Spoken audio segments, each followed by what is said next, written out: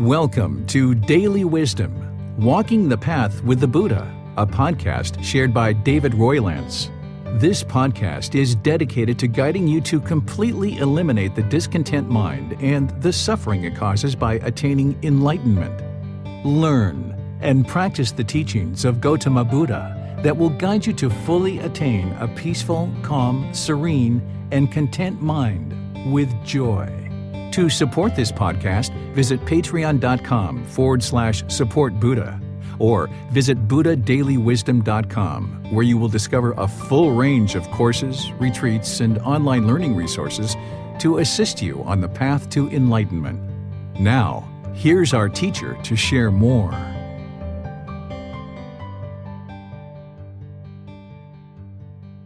Sawadee Kap. Hello and welcome to Daily Wisdom, Walking the Path with the Buddha. Today we're going to be studying chapter 20. We're going to explore this chapter, which is titled Animal to Human, the Evolution of Our Consciousness. Essentially what this chapter is getting to is the cycle of rebirth and helping us to understand these 5 realms of existence, as well as how the human mind evolves out of the animal consciousness and becomes more and more human along this path to enlightenment. So I'm going to be sharing some teachings with you to help you understand the 5 realms, as well as this cycle of rebirth and the various problems that we encounter in the unenlightened mind. And you can see what's contributing to that unenlightened mind through understanding animal existences and past lives and these 5 realms of existence. And then we'll talk about moving the mind from the animal consciousness towards the human consciousness and what that looks like. So as always, I would like to welcome you to be here and to learn and progress on the path to enlightenment. And I would also like to invite you to ask questions as we go, because this chapter is really the first time that we've really dove into the cycle of rebirth in the way that we're going to today. We've touched on it at different times, but today we're really going to dive into it. And as we go, you can ask any questions you like about the content that we're discussing. And then if there's any questions that you have about meditation or any other aspects of the path, we can discuss those as well towards the end of the class. So as you're interested in asking any question whatsoever, you can just type that into the comment section of Facebook or YouTube or Zoom. And you can also raise your hand in the Zoom classroom and ask your questions directly. Our moderator, Max, is going to be able to see your questions that you type into the comment sections of Facebook, YouTube, and Zoom, and make sure that those get asked during the class and you can get the answers to what it is that you're looking for. So once again, thank you for joining. Glad you're here. Let's go ahead and start exploring this chapter 19 related to the human consciousness evolving from this animal consciousness to the human consciousness. So the first thing that is important to understand as we talk about the cycle of rebirth and the evolution of our consciousness is to understand the problems with the human consciousness now that you're in the human realm. We've discussed some of these and most of these in the past, but I would just like to kind of remind you of what it is that we've discussed. We discussed these 3 poisons, 3 unwholesome roots, or 3 fires called craving, anger, and ignorance, or greed, hatred, and delusion. I also refer to this last one as the unknowing of true reality. This is kind of like the high-level problem of what the Buddha discovered that is keeping the mind in the unenlightened state. This craving or greed, this outward searching for satisfaction, looking for these pleasant feelings and trying to attach and grab and hold on to things. The mind's craving permanence, and it's essentially causing itself discontentedness because of this craving or this greed, this craving, desire, attachment, where the mind wants to hold on permanently to things. And it's causing itself discontentedness because of this longing with a strong eagerness, right? So this is the primary problem that the Buddha discovered. And then that second problem, where the mind is having anger, hatred, ill will, or hostility, where when something's disagreeable, we want to fight or we want to push people away or we become aggressive towards people. This is that anger, hatred, or ill will. And then this ignorance, delusion, or unknowing of true reality, the unenlightened mind, that consciousness of the unenlightened mind, it doesn't understand these life-affirming teachings that, when learned and practiced, eradicate the defilements. These are also referred to as the defilements. These 3 poisons, 3 unwholesome roots, or 3 fires are referred to as the poisons or pollution of the mind. Because as long as there's this mental longing with a strong eagerness, with craving and greed, then the mind's going to always experience discontentedness. And as long as there's this hatred, anger, ill will, we're going to experience hostility and aggression and push people away from us and not be able to live and coexist with all people peacefully.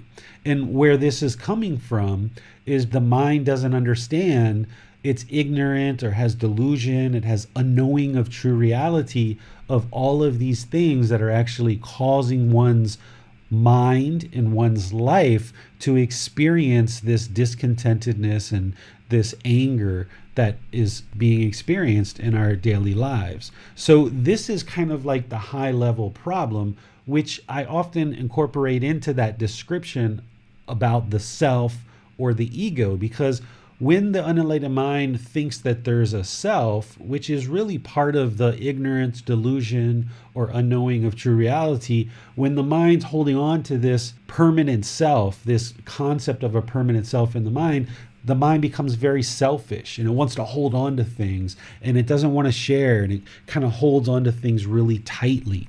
And then, of course, the ego, or this arrogance, this conceit, this pride, this measuring and comparing, kind of wanting a pecking order of, who's above me and who's below me, and kind of trying to figure out who's in this pecking order. These things are all what's keeping the mind in the unenlightened state. And these go down into more detail in the 10 fetters. If you look at the 10 fetters, it takes these and kind of really isolates them and look at them in a very close way. So when we talk about what is enlightenment, we often say it's the elimination of craving, anger, and ignorance, the realization of non-self, and dissolving of the ego. Or we might say it's the elimination of greed, hatred, and delusion, the realization of non-self, and dissolving of the ego.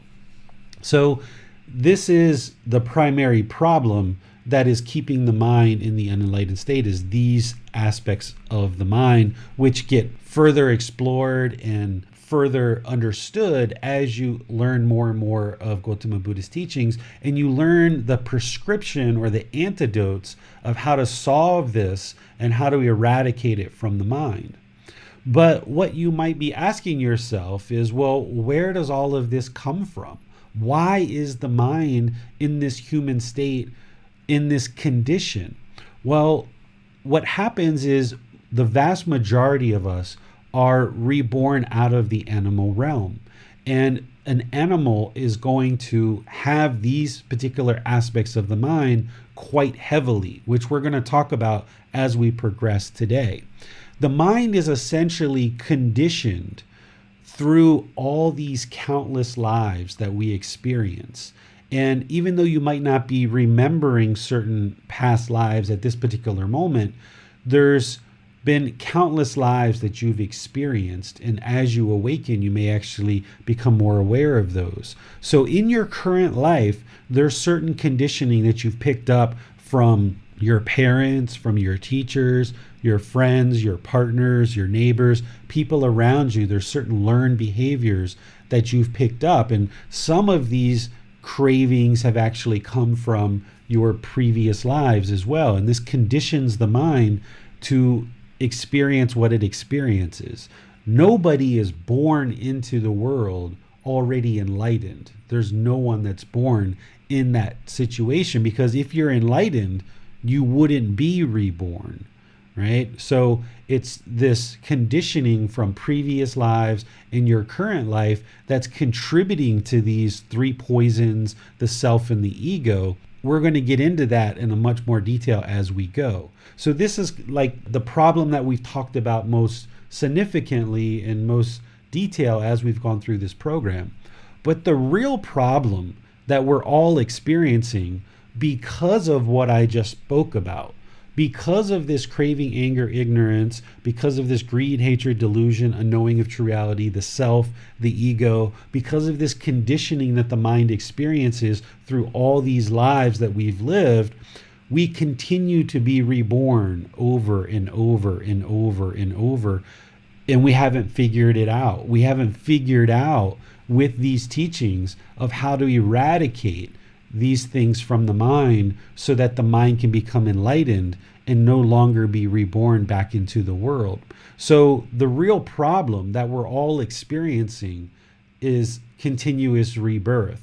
And because of birth, we experience this continuous misery of sickness, aging, and death, all of this discontentedness that we experience through existing. So the Buddhist teachings do solve these three poisons, eliminating those as well as the self and the ego. All this conditioning of the mind gets eradicated and the mind becomes enlightened. But the real problem that you're solving is the cycle of rebirth, because the goal is to no longer be reborn over and over and over again, because as long as there's birth, there's going to be sickness, aging, and death. In fact, the only reason why any of us die is because we were born. If we weren't born, we would never die. And because we're born, we're going to experience sickness because the body's impermanent.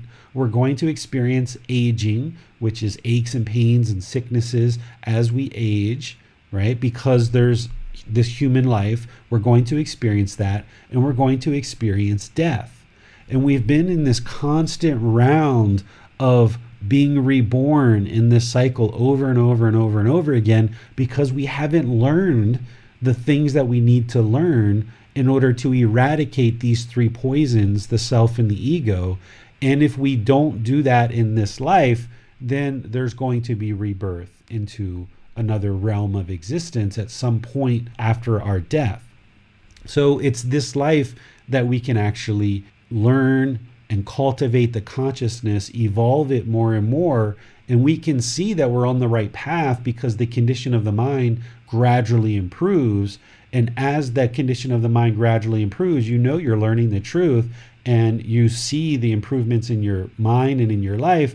And as you move closer and closer to enlightenment, what you will also know is that you're eliminating the cycle of rebirth, that you will no longer experience this misery of existing and coming into some type of existence. Now, in some places where you learn about things like 5 realms, right, where there's like a heaven and a hell and things like this, you may have conditioning in the mind where these types of things were used to maybe fear people or guilt people into learning and practicing the teachings of whatever tradition you were learning.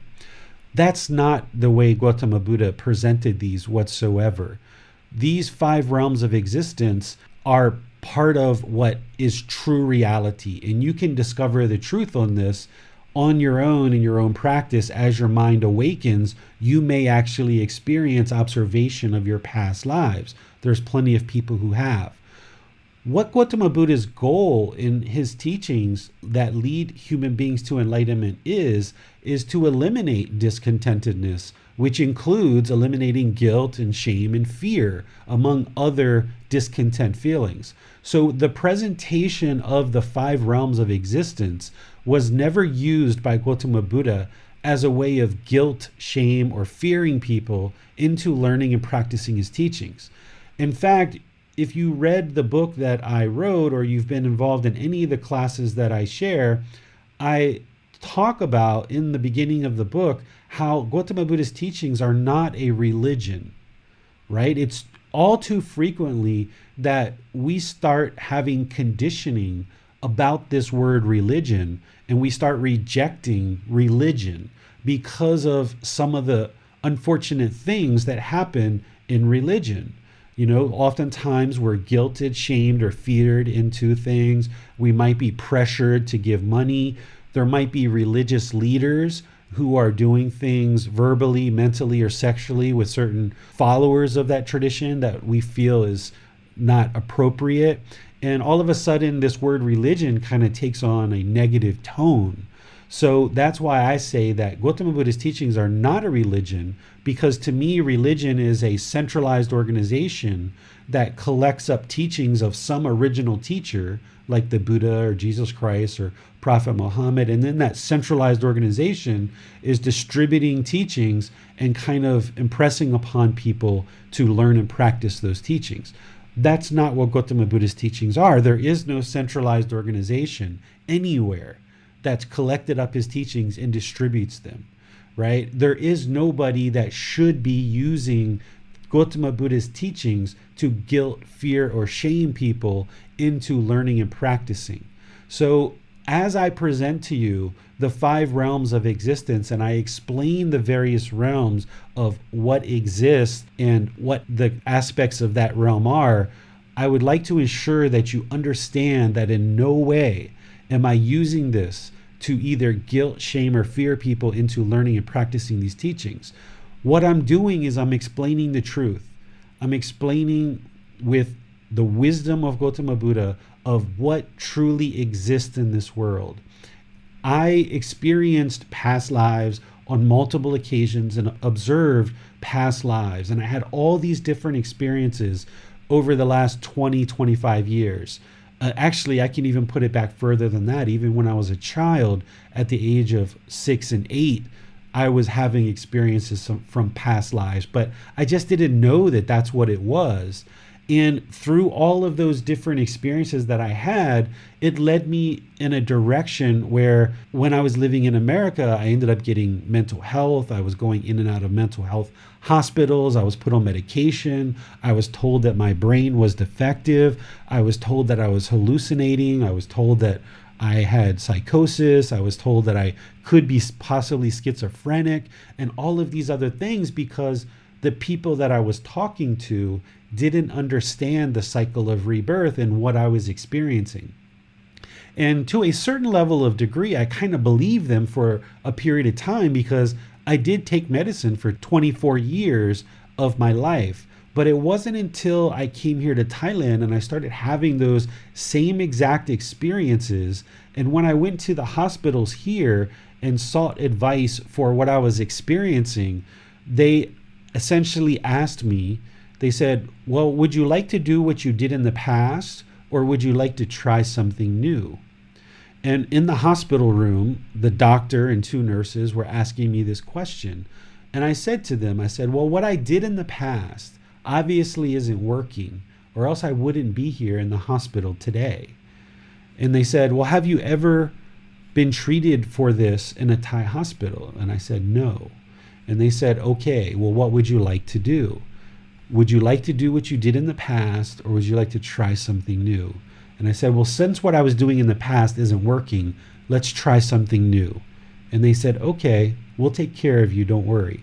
And they turned around and they walked out of the room.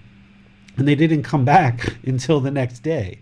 And I didn't know of anything else to do but meditate. So I started meditating. And as I did over the course of many months and a few years, the mind became more and more clear, more and more stable. I completely got off the medications entirely.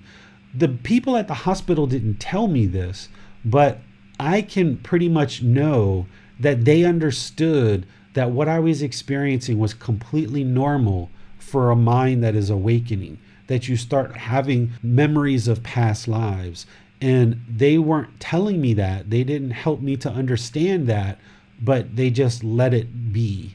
And as part of the meditation, as part of me having these various experiences where I observe past lives, I became very, very curious, and I started diving into the teachings of Gotama Buddha. And when I did, his teachings explained exactly what I was experiencing to a T. so closely, in fact, that it almost kind of shook me that here's this person that existed 2,500 years ago, and the teachings that I was reading were explaining exactly what I had been experiencing in my entire life.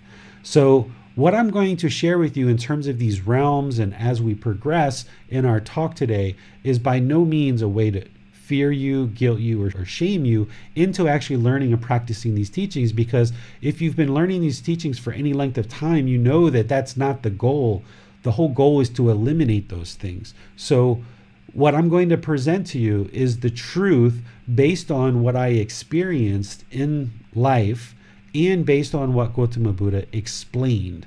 And as you learn this, then where it benefits you is as your mind's awakening through these teachings, if you start having similar experiences where you observe past lives, then you understand that it's completely normal. And if you hear voices in the mind at different times, you will understand that that's completely normal. You're going to probably need help, and that's where a teacher comes in, that you reach out for guidance, you reach out for support, you ask for guidance along this path.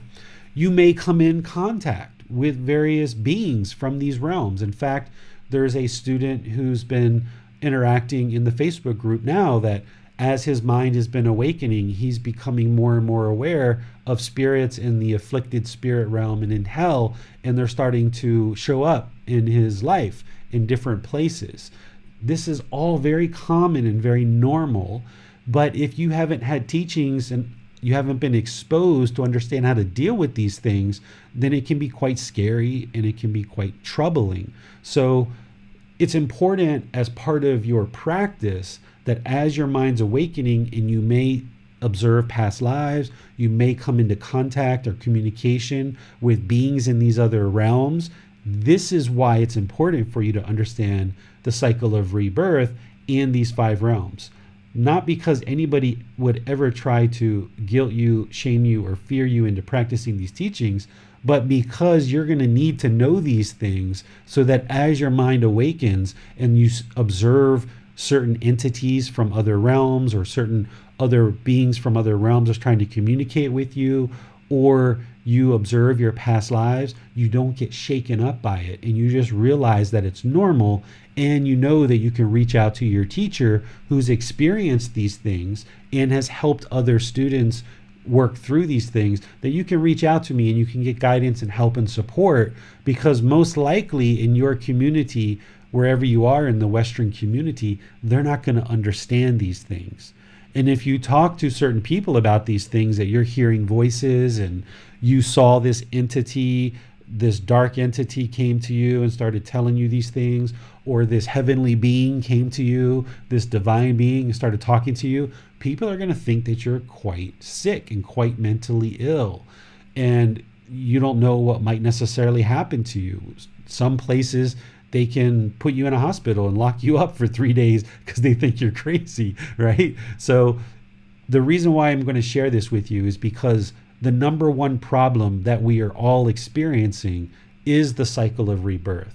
We're in this cycle and we keep being reborn over and over and over and over again, and we haven't figured out how to eliminate this craving, anger, ignorance, this self and this ego. All this conditioning of the mind hasn't been eliminated and eradicated. The mind is still polluted with all this stuff, and therefore we keep being reborn over and over and over again. So when we solve this problem of eliminating the defilements and this pollution of the mind, we solve that problem and we move into a peaceful, calm, serene, and content mind with joy, but we also eliminate the cycle of rebirth and no longer needing to be reborn, no longer needing to experience the misery of existence, no longer needing to experience sickness, aging, and death. So that's what we're going on this journey as a way of progressing towards enlightenment on the path to enlightenment. So let me pause here and see if there's any questions that have come in and what things you guys would like to talk about related to what I've discussed so far. Hi, David. So we have an interesting comment from Javier. He says, but experiencing past lives could also just be the mind coming up with illusions like in dreams. One would never know, I think. It could be that you want to see past lives so much, your mind shows you glimpses.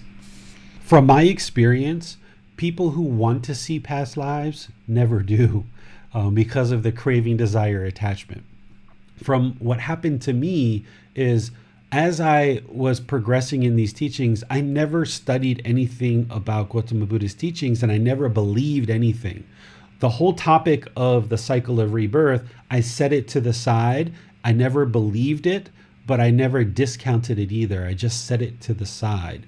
And as I started having all these experiences throughout my life, when they became more and more profound, and I decided to finally start addressing the things that I was encountering, that's when I looked at the Buddhist teachings and started diving into understanding the cycle of rebirth. And in these teachings, these Buddha Vajana books that I'm going to be using for our Pali Canon and English program, the largest book that there is the one that's on the realms of existence. It's the thickest book out of all the books that we actually are going to be exploring. Well, when I started diving into understanding the cycle of rebirth, it explained exactly what I was experiencing. So it wasn't that my mind was conditioned to experience these things because I learned it first and then my mind experienced it.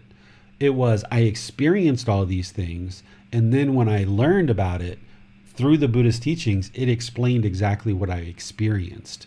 So that's how I know that my mind wasn't conditioned to experience these things, that I had the experiences first and then the Buddhist teachings explained it to me, what I actually experienced. Okay, I can see that Michael, your hand is up, so I will now unmute you. Thank you, Max. Thank you. And yeah, David, I just wanted to share my experience. Before I was able to get into the Buddhist teachings, I was deep into spirituality and like transcending levels of consciousness and energy. I remember even before there were like people that are channelers, people that channel higher messages from other dimensions and stuff like that.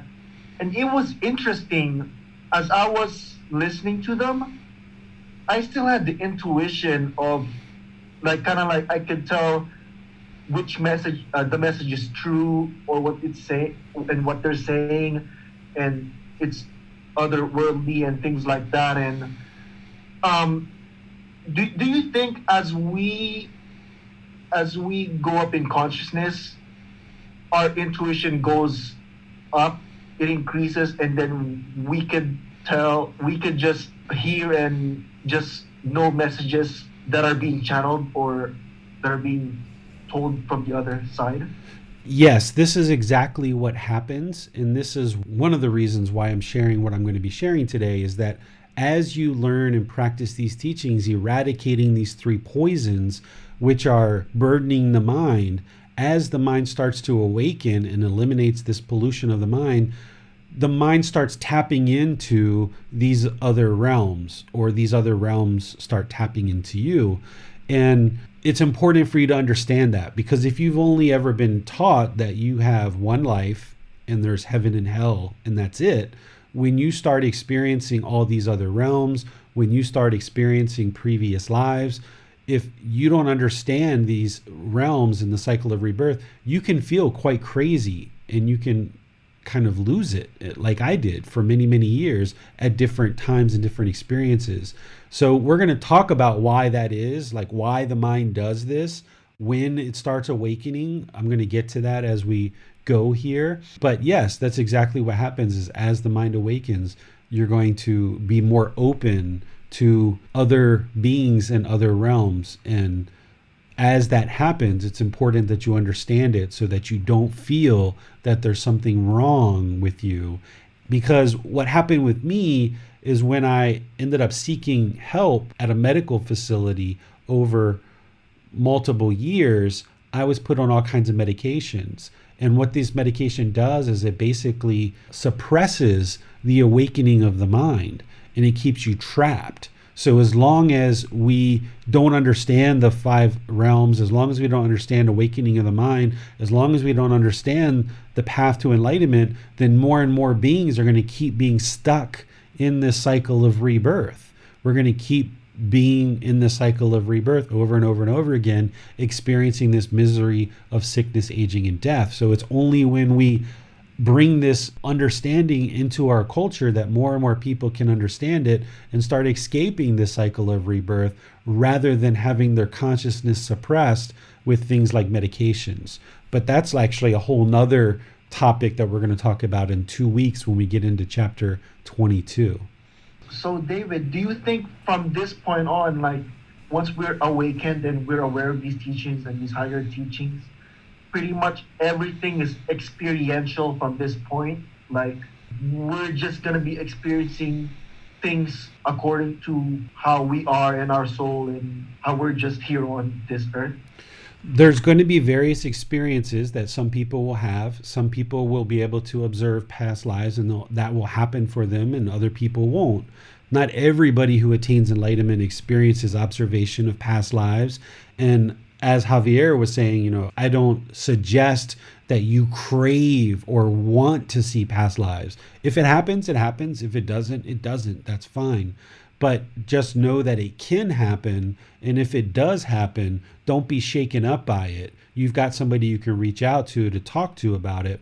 Or if you've experienced, some people, even without having ever studied these teachings, will experience past lives. There's a 4-year-old boy in Australia that started experiencing past lives. There's lots of people in the world, if you look in the news, that are experiencing this kind of stuff, but they don't understand it. So if you experience this stuff, don't be shaken up by it. There's plenty of ways that you can stabilize the mind. You just need somebody that understands it so that you can get the help that you need. And Michael, you mentioned the word soul there. I just would like to make sure I clarify for you that Gotama Buddha left that as an undeclared teaching. He never declared whether there is a soul or there isn't a soul. So just want to make sure that you're aware of that. Okay, thank you very much for your question, Michael. Okay, so let's go next to a question from Deborah. Deborah asks, some years ago, I was in a park and a wild bird came over to me. I had no food with me, so there was no reason for it to approach. It was unusually tame and even allowed me to touch it. I have often wondered if this could be a past life. What do you think, David? Very well could be. It could be a being from your past that has come to you. It's hard to say. I suggest not even trying to figure that kind of stuff out, because there's no way to actually really truly figure it out. But it's very likely that it could be, but it might not be as well. Sometimes people try to find all kinds of meaning in different things. Like I've been involved in some Facebook groups where someone will say, I've been coming across feathers, and everywhere I go there's feathers around me. What does this mean? Or I keep seeing the number 333. What does that mean? Or this keeps happening. What does that mean? And people's mind gets obsessed around finding meaning in every little tiny thing. Not that you're doing that, Deborah, but I would suggest that when these kind of things happen, just see it for what it is and be like, oh wow, it's a bird and it's come over to be friendly and kind and has loving kindness. This is great. And rather than trying to determine what it might mean for you in your life, because in reality, if you look at what's truly happened, is a bird has just come over to you and it's being friendly, it's being loving, it's being kind. That's all the mind needs to understand. Anything beyond that the mind might try to wrap itself around, that's just trying to find meaning in something that may or may not actually be there. Okay, thank you, David. I think we are likely to have many more questions about the 5 realms, so suggest we go to that next and maybe take the rest of the questions after. Okay, so let's discuss the 5 realms of existence, because this is the bulk of what it is that I was interested to share with you guys today.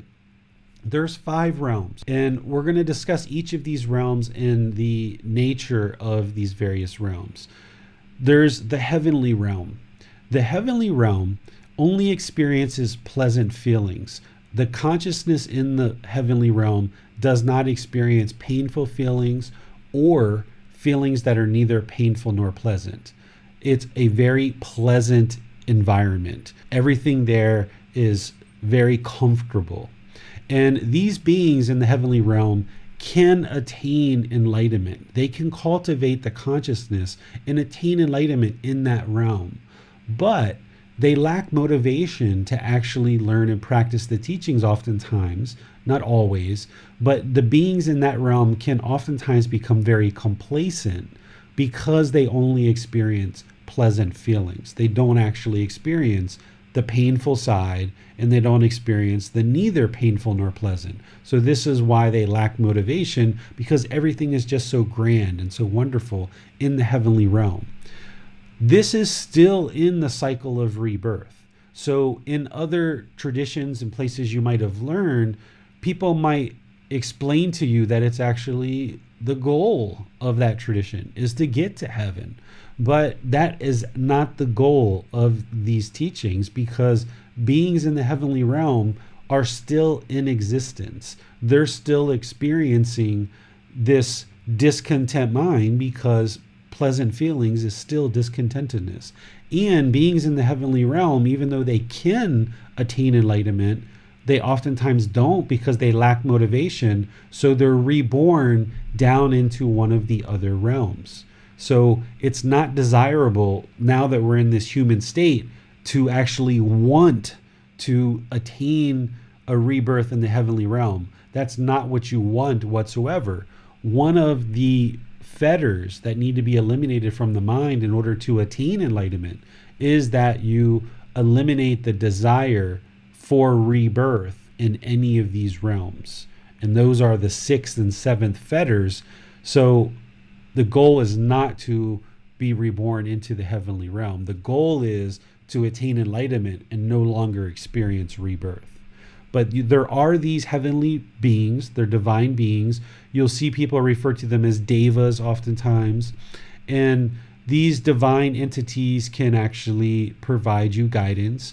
And there can be beings that you've been close to in this life that are in this heavenly realm, and they will kind of be around you and try to guide you throughout your human life. So if you've had parents or grandparents or close people to you that have passed away and died, they may be existing in this heavenly realm, and you may feel their presence, or you may feel presence of other heavenly beings that you've never met ever in your life, and they actually can oftentimes provide guidance in this life, which we can talk about if you guys would like. But that's one particular realm.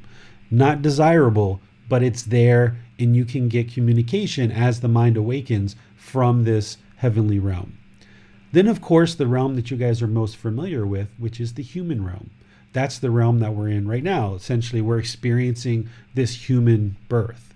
And in this human birth, in this human experience, we experience painful feelings, pleasant feelings, and feelings that are neither painful nor pleasant. So we experience the full range of discontentedness. And we've talked about this in detail throughout this program. In the human realm, we have the ability to cultivate our consciousness to attain enlightenment. And we have the motivation to do it because we do experience all three feelings. Where in the heavenly realm, they lack motivation and oftentimes become very complacent because they only experience pleasant feelings.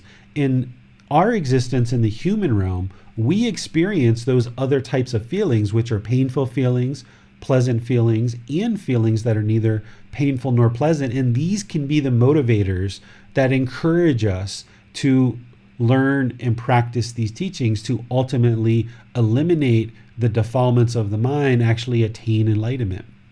The human existence is the ideal existence because of the uniqueness of this realm. Because we experience all three feelings, because we have the ability to cultivate our consciousness, it's kind of like the ideal place to learn the teachings of the Buddha and actually attain enlightenment. Where in that heavenly realm, although they can learn and cultivate their consciousness, they lack motivation oftentimes. So it's not the ideal realm to actually attain enlightenment. It's here in the human realm because we experience all three types of feelings and we have the ability to cultivate our consciousness. This is the ideal place to attain enlightenment now that we have this human birth. So a human birth is very prized It's a very cherished experience, where some people in other traditions might say, that, you're kind of born into sin and it's a bad thing, and that you're born and these kind of things. In the Buddhist teachings, it's actually a very positive thing that you actually are in the human realm and that you are human, even though you're having challenges, even though you're having struggles, even though you've done things that have been harmful to yourself and to other people. All of that can be put in the past, because you're not being judged on your entire life at death and then you go to a good place or a bad place. It's all about the present moment and what the condition of the mind is in the present moment. So if you die and there's craving, desire, attachment in the mind, then there's going to be rebirth.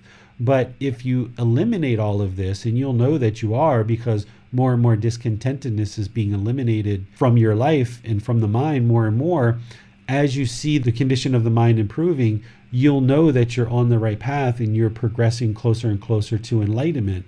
And you can remove and put behind you all the negativity, all the unwholesomeness of what you experienced in this life. You can put that all behind you through learning and practicing the teachings, cultivating the mind, training it to become more and more peaceful, calm, serene, and content with joy in this human experience. So this is the ideal place to be able to do that, because of the condition and uniquenesses of this existence in the human realm. The animal realm, they experience all three feelings as well. So like a dog or a cat or a buffalo or a cow or a horse or a snake or all of these other beings that are in the animal realm, they experience painful feelings, pleasant feelings, and feelings that are neither painful nor pleasant. However, they can't cultivate their consciousness to the point of attaining enlightenment. They can cultivate their consciousness a bit. This is why we can take an animal and domesticate it, right? So their consciousness can be developed, but not to the level of enlightenment, right? A animal, a dog can't sit down, read a book, understand the Dhamma, do meditation, train the mind to eliminate craving, desire, attachment, train the mind to eliminate this hatred, anger, ill will. It can't eliminate this ignorance, this unknowing of true reality, this self and this ego, because an animal needs the self. That self in the animal world is what allows it to stay alive. It needs to protect itself. And that self is very important in the animal world. But in the human world, we don't need it. We carry it into the human world. But in the animal world, you can't eliminate it, because the consciousness can't be cultivated to eliminate it.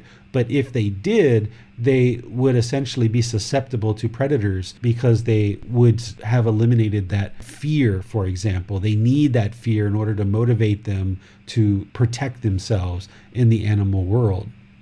So an animal, essentially what they're doing is they're playing, they're eating, they're sleeping, they're fighting, they're killing, right? These are the type of things that they do. Their behavior is very instinctive. There is learned behavior in the animal world, but because they're motivated out of their instinctive behavior of eating, sleeping, killing, playing, these kind of things, they have no motivation whatsoever to actually progress on this path. They have no ability to do so, even if they had the motivation to do so. They're just operating out of that basic survival instinct to stay alive. So a lion, for example, is always going to kill. They are going to kill. That's what they are designed to do. They're going to kill, and there's no way for them to get around that, because that's how they sustain their life, and they have no interest or ability to learn anything different, because that's how they sustain themselves, is through killing. Where human beings, we can learn that killing isn't helpful. Where an animal will sometimes need to steal food in order to survive, human beings, we don't need to do that. So we can eliminate things like stealing. An animal is going to have sexual misconduct. They're going to sleep with many, many partners. They're going to have illnesses and diseases in the animal world. that are far beyond what we experience in the human world. And they can't eliminate that because they're working on animal instinct and survival instincts, a survival of the species, that they're going to have sex with many, many, many, many partners in order to propagate their species. And they can't train themselves otherwise. They need that in order to sustain their pack of animals or their herd. That's what they do. So in the animal realm, they're not able to cultivate their consciousness. Even though they're experiencing these same three feelings as the human realm, they're not able to cultivate it in a way that would actually attain enlightenment. So all animals are going to need to be constantly reborn over and over and over again until they eventually make it to the human world. And the vast majority of human beings have been reborn out of this animal world. And this is why our consciousness very much functions like an animal. This is why we kill. This is why we kill other humans. We have murders. We have capital punishment. We have wars. We have this hostility. It's coming from the animal world. This is why we steal. This is why we have sexual misconduct, because we're conditioned from our previous lives, so many countless animal lives, that by the time we ultimately make it to the human realm, the mind in the unenlightened state is still very much functioning like an animal. An animal is going to have extensive amounts of craving, desire, attachment. It's going to want certain things, right? That's what drives the animal. It wants certain things. And when it doesn't get what it wants, it's then going to become angry and enraged, right? It's going to attack. It's going to fight. It's going to be hostile. And this is what we do in the human realm as well. We have this craving, desire, attachment where we're wanting things so badly, and then when we don't get it, we become enraged like an animal. We even use language like you're acting like an animal, or you're fighting like cats and dogs. Right? This language that we use is basically coming from our understanding, even at a superficial level, about animals in this animal realm. So because the vast majority of us are born out of this animal realm, when we come into our human existence, the consciousness still functions very much like an animal, where we kill, where we steal, where we have sexual misconduct, where we don't understand these teachings because we have ignorance, a knowing of true reality. We still have this self where we're trying to protect ourself, and we still have this arrogance and ego, right? If you look at a lion or a tiger or some of these other beings in the animal realm, they walk around with a certain level of arrogance or pride, and they kind of have to, because that's the way they protect their area. That's how they protect their feeding area, is they need to go fight and be arrogant and prideful. But in the human realm, we don't need that, and it only gets in the way, and it only causes problems for us. So moving from the animal consciousness to the human consciousness is this kind of middle zone where the human mind is unenlightened. Because if the animal, of course, is completely unenlightened, completely affected by these three poisons, completely affected by this pollution of the mind, with no ability to attain enlightenment, once those beings die and are reborn into the human realm, like all of us have been, that human existence, while there's a physical body that's a human, and there's a consciousness that is a human that has the ability to now be trained, the consciousness of self is evolving out of the animal realm, so it still very much functions like an animal. And can be very helpful for you, that as you're going about your day and you feel your mind pulling towards something and you're trying to grasp at it and you're having this longing and strong eagerness and you just want something so badly, you can see that as an animal behavior. Or when your mind becomes hostile or aggressive or angry and you just kind of bark at people, or you want to bite people, right? This is the animal instincts. This is the unenlightened mind functioning like an animal. Or when you feel that protection of a self, where you're trying to protect yourself, this is that animal instinct.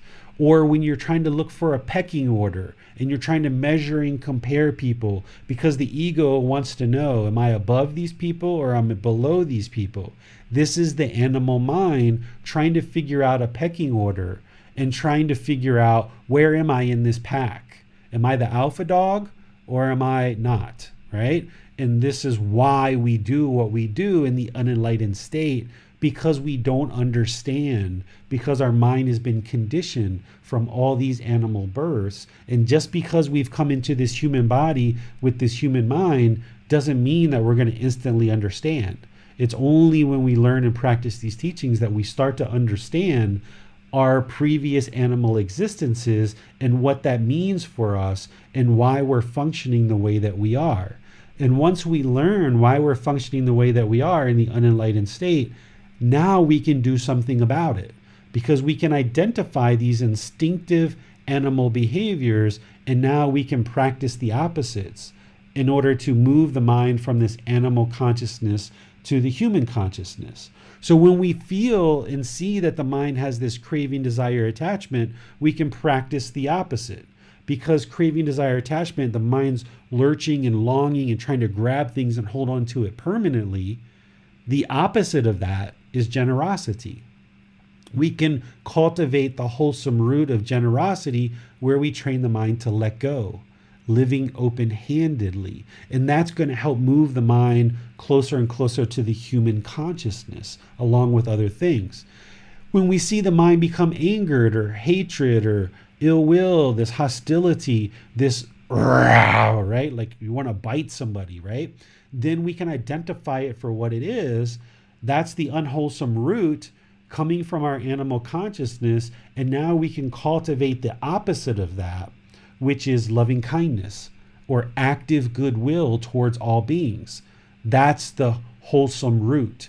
So we can transform this poison of hatred, anger, ill will, where you want to be hostile and aggressive and protect your territory or protect yourself or protect anything or hold on.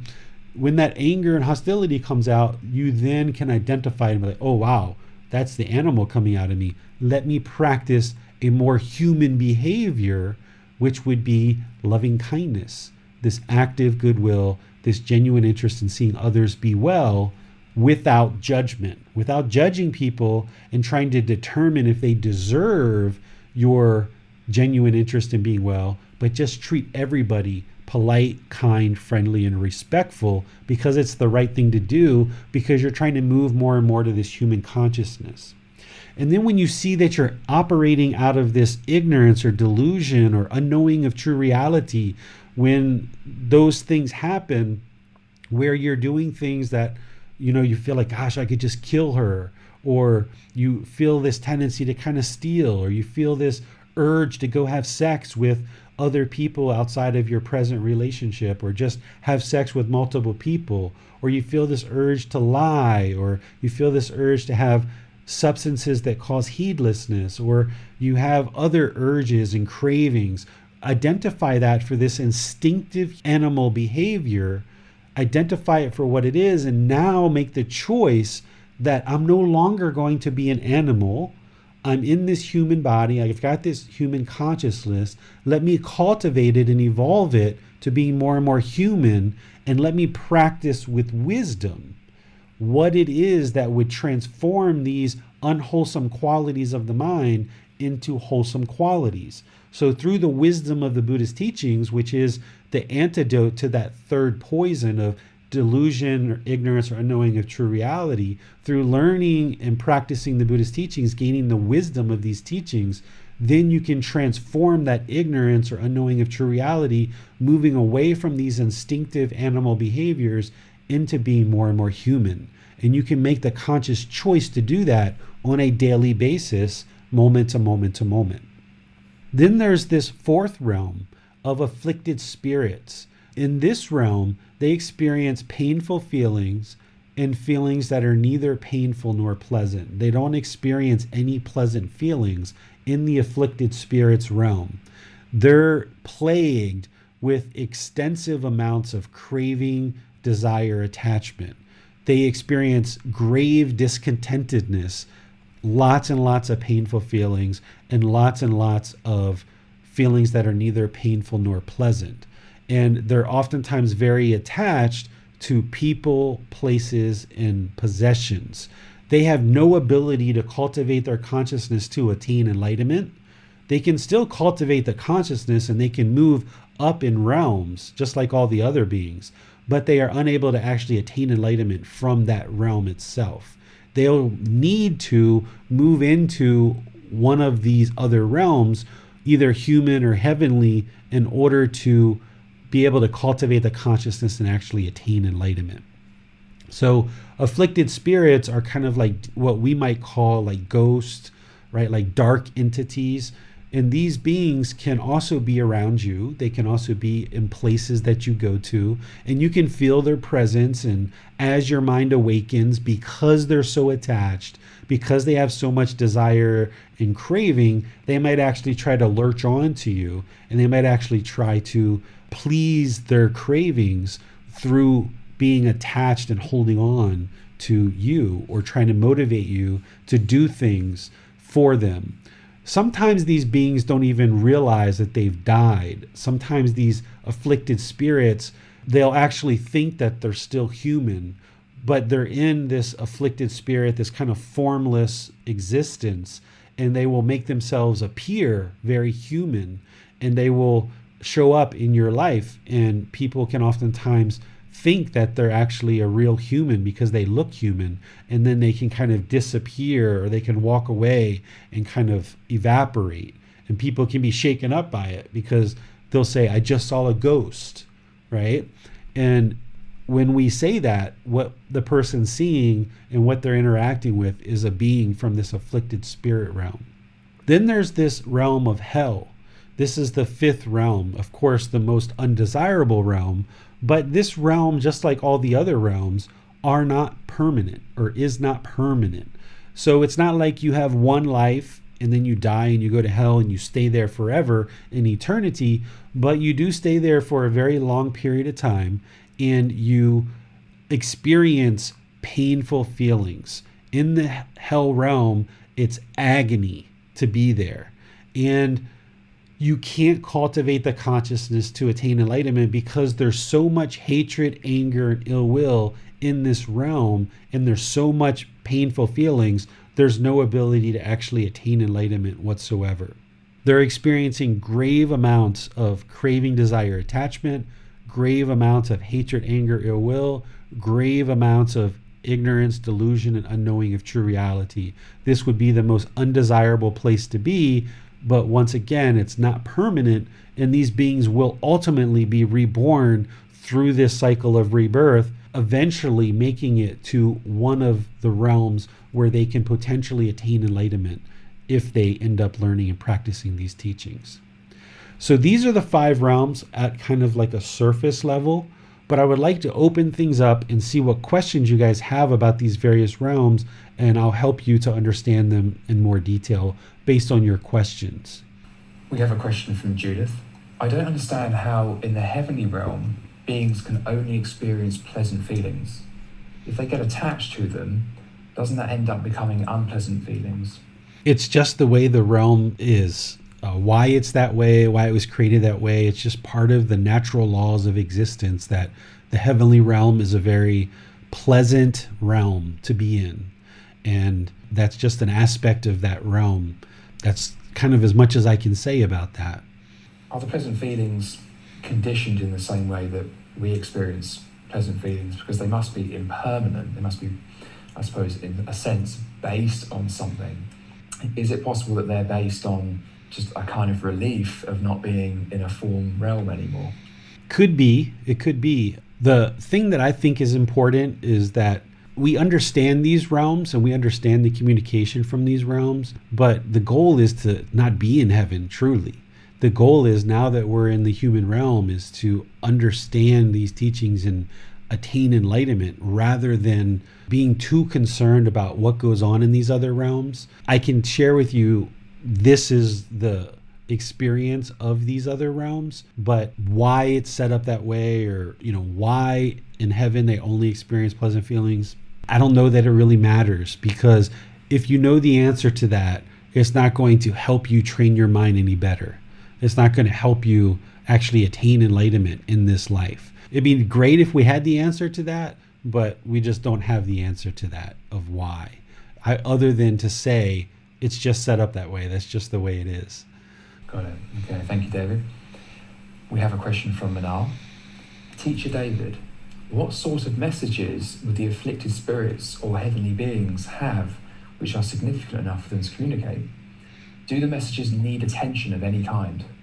Because they still have craving, desire, attachment, particularly in the afflicted spirits realm, they oftentimes are trying to push through in order to interact with people in the human realm. So oftentimes the reason why they are reborn, either in the heavenly realm or the afflicted spirit realms, is because they still have so much attachment, and they're still maybe attached to people that are in the human realm, and they're trying to get through to us, thinking that somehow that's going to create satisfaction for them, right? Because this craving, desire, attachment is looking external for some type of satisfaction and trying to create this life, and they just think, if I get that craving fulfilled, that's what I need, that's what I need, that's what I need. So beings in these other realms can be very pushy and can be very domineering, particularly in the afflicted spirits realm. They can be very domineering and very pushy to try to press upon human beings their cravings and desires and try to get those fulfilled, right? So there's all kinds of things that they may be attached to. I've had experiences where heavenly beings have come to me to communicate to people that are still here. Like, I think I told you guys a story recently about a man who died in his 30s, and his daughter, she was probably in her 20s. She was only 1 year old when he died. So when I was with her, he came to me from the heavenly realm and had me communicate some things to her that he felt was important to get to her. It must have helped him to fulfill that craving so that he could potentially move on into a future rebirth and get to enlightenment from the heavenly realm, or be reborn back into the human realm to potentially attain enlightenment there. And it also helped this girl that was with me and her family members as well, because they had certain craving, desire, attachments around why did this person die. So there's a whole host and whole range of things that beings can come to you and be interested to communicate with. And beings from the heavenly realm are typically very light in terms of their energy and the sensing that you'll sense. It'll be very light, very divine, very uplifting, very peaceful. Beings from the afflicted spirit realms will be very heavy, very dark, very burdensome, and very much wanting things their way. You know, think about somebody who's trying to control or force you with ego or domineering, right? That's what an afflicted spirit is like, where the heavenly beings are much more light, and they just kind of like trickle in, kind of give whatever it is they're trying to give, and then they kind of move on. They're very light in their footprint in your life, where afflicted spirits tend to be very heavy and domineering. We have a question from Bill. How are these realms verified by Gotama Buddha? Is this something that he goes into in the Buddha Vajna books? He does. He doesn't talk about exactly how he experienced these, but he does talk about his previous lives in these realms. That's how he knew about them, and that's also how I know about them as well, because when you experience your past lives and you observe these past lives, you can experience memories from these other realms. And you can experience beings, like beings coming to me from the heavenly realm. You know, that's happened many times. Of course, I'm experiencing the human realm. Of course, we're experiencing the animal realm. We know that very well. And I've experienced beings from the afflicted spirits realm coming to me as well. So you can experience these beings coming to you if you're aware of it. Or even like me, I wasn't even aware of it, and it was happening, and I learned about it later. So Gotama Buddha observed these realms as well. During his awakening and his enlightenment, he observed his previous lives within these 5 realms. And he talked about countless lives throughout all of these various realms. And he actually gave very detailed and very specific recounts of his lives in these various realms. I have details on 2 of my previous births in the human realm that I have a lot of details about. And I've seen many animals that I've been in the past, but I haven't seen any lives that I lived in these other realms of existence. But for 2 human existences and lots of animals, I know certain animals that I was in the past, some of them. So you can get to the point where this happens for you, but it doesn't really matter, truthfully. That's kind of probably the way that I'll end this conversation and this talk at the end, is honestly, these realms really don't matter a whole lot, other than the fact that you're going to get communication from these realms, and don't be shaken up by it when it happens. And other than the fact that you are human now, therefore you can attain enlightenment in this life in the human realm. Aside from that, what beings you were in the past, it doesn't matter, because it's all in the past. It's interesting. It'll prove to you the fact that the cycle of rebirth exists, but it doesn't help you today to attain enlightenment. And what you may or may not be in the future, if you are reborn into any of these realms, it doesn't matter, because it's in the future. All that really matters is that you're human right now, and you have this ideal opportunity, this ideal existence to learn and practice the teachings to actually attain enlightenment in this life right now. So while I share this stuff, those are the only things that are really actually important. You can set this whole thing, after we talk about this, you can set this whole thing to the side and just focus on the 3 universal truths, the 4 noble truths, the Eightfold Path, the 5 precepts, the natural law of Gama, the 3 poisons, doing your meditation practice, training the mind, all of those things to train the mind more and more. And you can completely set this to the side and just know that if you ever happen to get to the point where you start experiencing beings from other realms, or you start observing past lives from other realms, it's completely normal. And if you're shaken up by it at all, reach out to me and I will help you to understand it. So while I share this information and it's interesting, those are the only reasons why I share it, is because you're going to need to understand it if you start getting communication from other realms, or if you start observing past lives. It can shake you up, as it did for me, because I didn't understand it. And it created a lot of instability in the mind, because if you've only ever been taught that you get one life and you either go to heaven or hell at the end, and you start having all these residual memories of past lives, it can really mess with your mind and the consciousness. And that's what it did with me for quite a while, until I used the Buddhist teachings in meditation to stabilize the mind and understand this stuff. And then once I did that and I understood it, then the mind became stabilized. We have a question from Neil. How do animals create good karma in such a state to become human? And is there anything I can do for my pets to help them become human? Yes. So this natural law of Gama, it affects us whether we're aware of it or not. So just like the natural law of gravity, it affects us whether we're aware of it or not. When we were 2, 3, 4 years old, we weren't aware of the natural law of gravity. We had no idea that it existed. All we knew is that whenever we put our toys somewhere, they kept falling off and breaking. Or when we ran too fast, we would fall down and hurt ourselves. But we had no idea what the natural law of gravity was until we got older and became more proficient with it. And now we can roam about the world so easily because we understand this natural law of gravity. Our mind has awakened to this natural law. We've gained the wisdom of this natural law. So now we can function in the world peacefully. But when we were a child and didn't know about this natural law, we were still affected by it. So the natural law of Gama is the same way. For an animal, they're unaware of the natural law of Gama. That's one of the reasons why they can't cultivate their consciousness, because they don't see what they're doing as being wholesome or unwholesome. They have no ability to see that. They have no ability to see that because I'm a lion and I go around and kill and fight all day, that other animals are going to come and fight me, right? So they have no ability to see their karma and understand the natural law of karma, but they're still affected by it. So as they're making decisions in their life, even unaware of this natural law, it's helping to improve their life. So like your cats or your dogs that live with you, their karma is actually quite good as an animal because they're living alongside of humans, and their consciousness has been domesticated and evolved to become a calmer, peaceful, more loving and compassionate animal.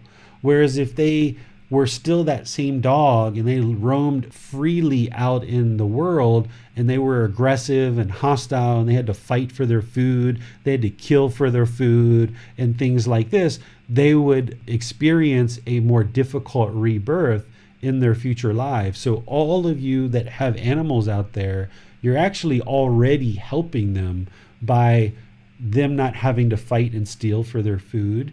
By them living alongside of humans, they become more loving, more caring, more compassionate. And this is really good for their life in this animal existence. And it's going to bode very well for them when they're reborn. So some things that you can do is train them and teach them to be loving and kind and compassionate. And, you know, when they're barking and they're hostile and they're aggressive, tame their mind, right? Taming their mind and helping them to eliminate that hostility and anger. When they have that craving and they just want to chase after another animal, or they're on the leash and they're pulling and pulling and pulling because of their craving, desire, attachment, you can train them to not have that craving and just walk peacefully. Or if they're protecting their yard and they're really aggressive when people come by, is training them not to have that anger and hostility and become so discontent just because somebody walked past your yard. So these kind of things can be very helpful for things like dogs. Now, when you look at cats, depending on what kind of cat you have, they can have a bit of arrogance and pride and ego, right? The way that they prance around and the way that they walk around.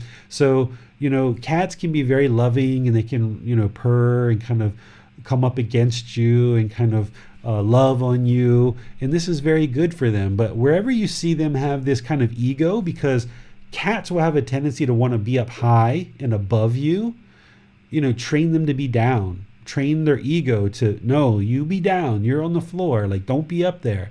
Because cats are going to want to always be above you because they have ego, a lot of pride, a lot of arrogance. So training their mind to be down on the floor and low below humans will be very helpful to cultivate their consciousness. Okay, we have a question from Javier, and it's a follow-up to Judith's earlier question about heavenly beings. So Javier asks, could it be that although a heavenly being experiences only pleasant feelings, they are still dissatisfied and uneasy deep within them because of impermanence? They're not content even in heaven. Could be.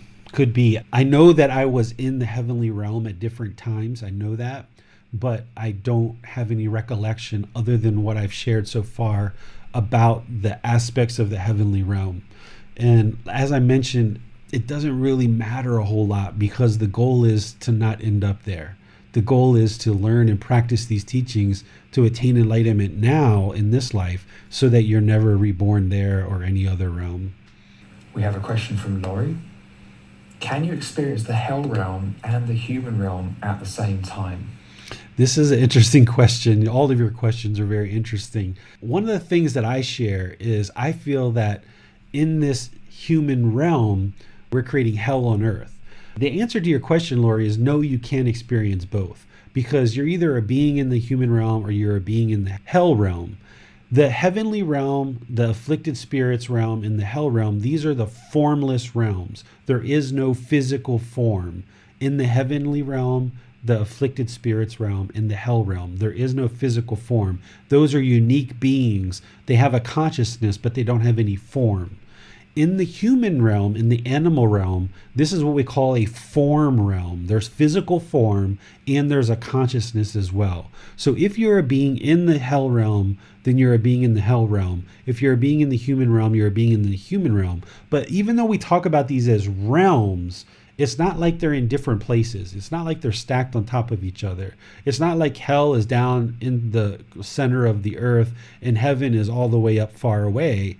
All of these realms are in the same physical space, the same plane. So right now I'm sitting here as a human being, but when class is over and I get up and leave, an afflicted spirit could come sit in the same exact spot, or a being from hell could sit in the same exact spot, or an animal could come and sit in the same exact spot, or a heavenly being could come and sit in the same exact spot. So it's not like these are like completely far off places.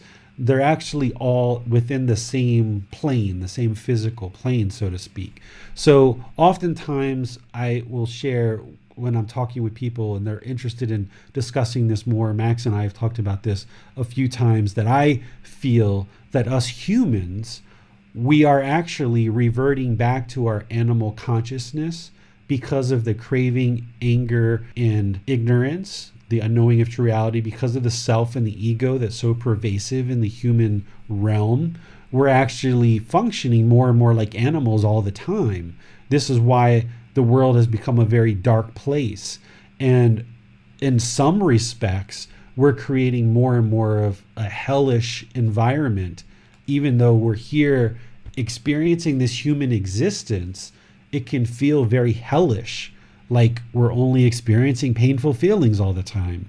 So that's why I say that, no, you can't experience both realms at the same time, because you're either a being in one realm or another.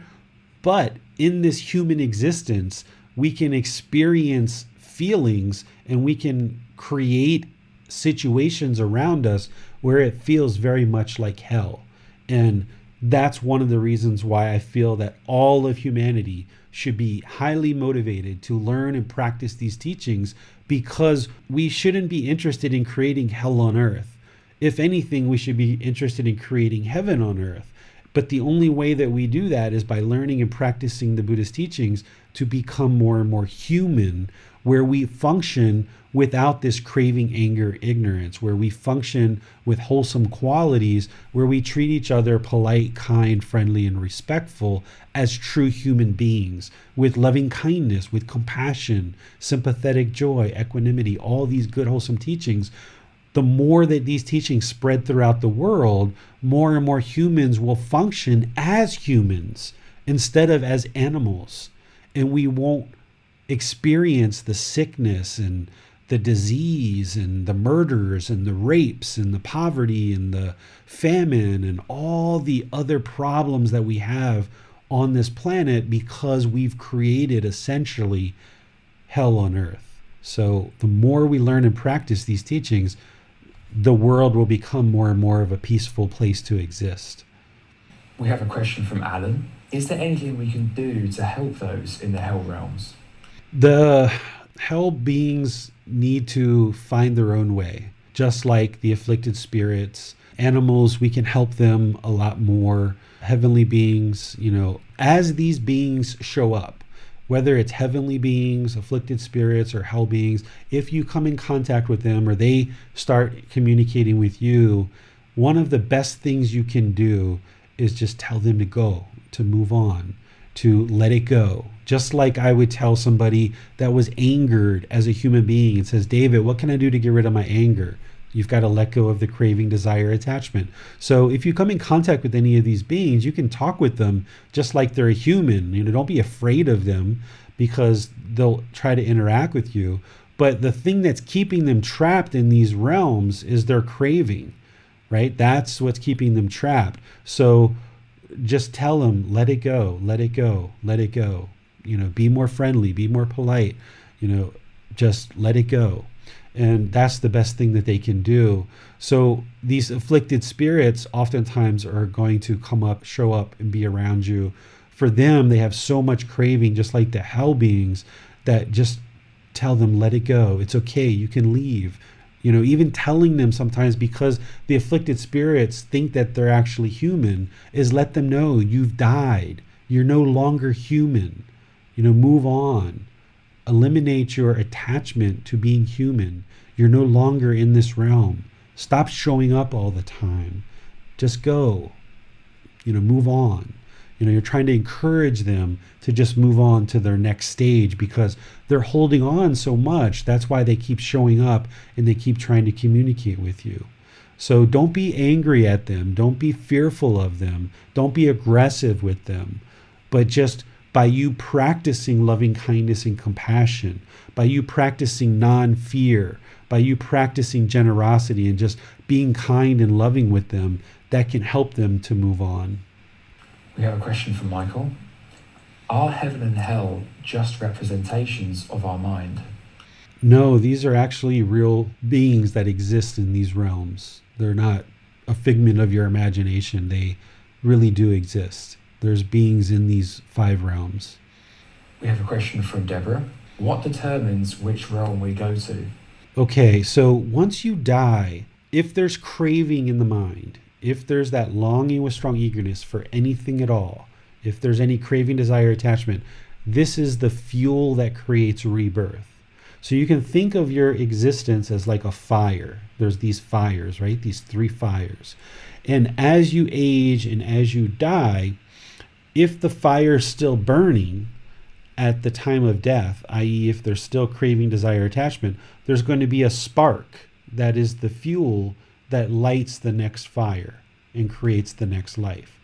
If you've extinguished these fires of the 3 poisons, the 3 unwholesome roots, the 3 fires, if you've extinguished this, then there is no spark. There is no next life. There is no rebirth. So what determines if there is rebirth or not is if there's craving in the mind. That's the fuel that creates the next life. What determines what realm you're in is based on your gamma of your current life. So if you are doing lots of wholesome activities, then you're going to have a favorable rebirth.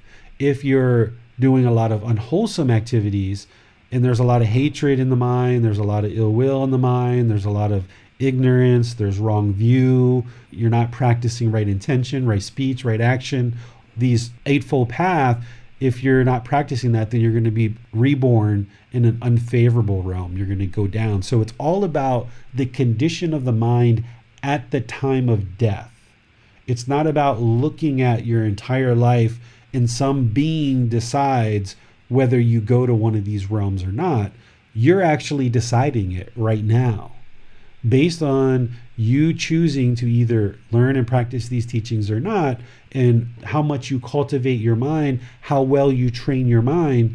At the time of your death, the condition of the mind determines what realm you're going to be reborn in.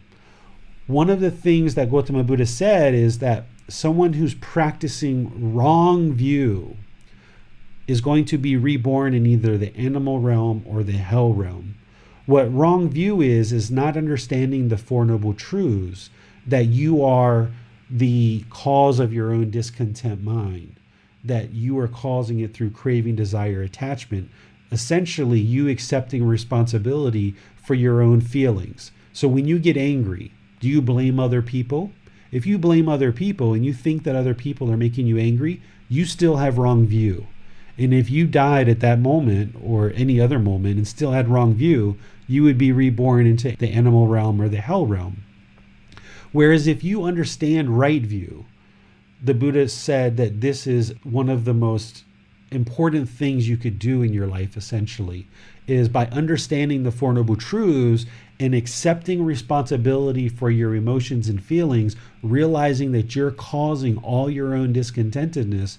This is essentially like the first thing that needs to happen in this progression of eliminating discontentedness and attaining enlightenment. You need to establish right view. And this is why in the book it's at the very beginning. This is why it was the very first talk of Gotama Buddha. This is why I spend so much time always coming back to the Four Noble Truths, because you have to establish right view, that you are the cause of your own discontent feelings. And in doing so, if you establish right view, then it's only a matter of time, either in this life or some future life, that you will attain enlightenment. But if you never establish right view, then you're going to be reborn in one of the lower realms, and that's your gamma. That's the result of your decisions. It's cause and effect, or action and result. So craving, desire, attachment determines if there is rebirth, and your gamma, the result of all your decisions that ultimately culminate into the condition of your mind at the time of death, determines which realm you're going to be reborn in. Just a follow-up for me then, David. So I understand that our destination upon rebirth, assuming we are reborn, would be the result of our decisions. To what extent do we decide? Do we get to choose? Is there a moment where we have some kind of choice in the matter, or is it purely based on the causes we've put in place? It's not like you get to choose which realm you go to. It's not like an elevator where you get to choose which floor you end up on. It's by way of everything you've done in your life to lead up to the condition of the consciousness at the time of death. Based on that, you're going to be reborn in a particular realm. And this is where I think the Buddhist teachings are just so empowering, right? We talked about this last week with relationship to God, that whether you believe in a supreme being or not, there's not this being that's judging you and trying to decide where you go based on your life and trying to guilt or shame or fear you into doing one thing or another. You're actually completely in control of your own discontent mind. Once you train it, you can eliminate this discontentness, and you start realizing that more and more as you learn the Four Noble Truths, the Eightfold Path, and everything else. But you're also in control of your rebirth. That's the whole thing, is that by you making good, wholesome choices in this life to cultivate the consciousness and get closer and closer to enlightenment, you are in complete control of what happens to you. That's what the natural law of karma is all about. That's what the Buddhist teaching is all about. That's what right view is all about, is that you are in control here. You might be out of control now because you haven't trained your mind and you don't have the wisdom in order to remedy the anger and hatred that you have in your mind. You might not have fully implemented the solution, but that anger is coming from you. That aggression's coming from you. That sadness, that boredom, that loneliness, all being generated by you. So you have the ability to train the mind, cultivate the consciousness, and evolve to become more and more human, which means you also have complete ability to determine through good, wholesome choices of learning and practicing these teachings to essentially determine if you're going to be reborn or not. Because if you choose like, tonight, I don't feel like it, I'm not going to meditate. That's a choice that, okay, I'm going to kind of accept rebirth potentially. Or, I'm not going to learn today. I'm not going to do this, or I'm not going to do that. If you're just taking a break here and there, that's fine, but keeping your sights on the goal. But as you're making choices to be angry or hostile, or as you're making choices to be loving and kind and compassionate, as you're making choices to either practice right speech or not, as you're choosing to steal or commit sexual misconduct, all of these decisions that you're making is doing something to your consciousness. So these are all decisions that you're making. So you can say that you are choosing whether you're going to be reborn or not. And you're not choosing a specific realm like an elevator, but it is your choices that ultimately lead to rebirth or not. And the more time and effort that you dedicate to learning and practicing these teachings to cultivate the consciousness, not only do you see the condition of the mind improving and you know you're on the right path, but you also know that these 5 realms, eventually, if you keep on going, you're going to attain enlightenment and no longer be reborn. Even if you don't attain enlightenment in this life or at death, the more you learn and practice these teachings and get closer and closer to a human consciousness, you at least have the ability to be reborn back into the human realm, which gives you another opportunity to continue to cultivate the consciousness. Because in that first and second stage of enlightenment, you are going to be reborn back into the human realm. But the only way you're going to get to that first or second stage of enlightenment is if you cultivate the consciousness through the Four Noble Truths, the Eightfold Path, and all the other teachings along with meditation. And if you can at least get to that first or second stage of enlightenment, then at least you're going to be reborn back into the human world. But if you've made it that far, there's no reason to give up there. Keep on going and really go for full enlightenment in this life so that you can eliminate the whole cycle of rebirth, because that's the whole thing that's keeping you trapped in this existence, and you keep experiencing sickness, aging, death, and this misery of existing. Right, so we clearly have some very strong influence in this existence as a human to affect our rebirth.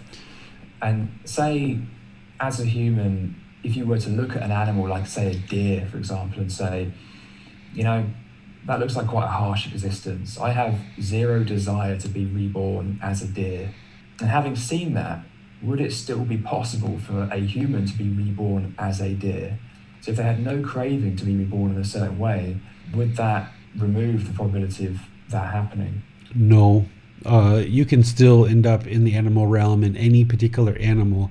You don't get to choose which animal you're going to be. It's all based on your karma as a part of your cultivation of your consciousness. So you're not choosing which realm consciously, and you're not choosing which animal or which being in that realm. But by you not practicing the teachings, you are essentially accepting rebirth. Or by you cultivating the consciousness and learning the teachings, you are saying, I'm ready to get out of here, right? I'm ready to get out of here. I'm not interested in coming back here at all. And that's actually how I used the cycle of rebirth for a really long time. Even before I knew anything about it, and I just kind of set it to the side, I used it as motivation, because I was like, I'm not interested in coming back to the human realm. I'm not interested in being an animal. I'm not, of course, not interested in being afflicted spirits or in hell. And I'm not even interested in being in the heavenly realm. I'm interested in getting the heck out of here, right? Peace out. See you later, right? And that's how you can motivate yourself, whether you ever observe your past lives or not. As you start learning and practicing these teachings, if you've even seen marginal improvement in the condition of your mind, you know that the Buddhist teachings are truth, because you've seen the condition of the mind improving.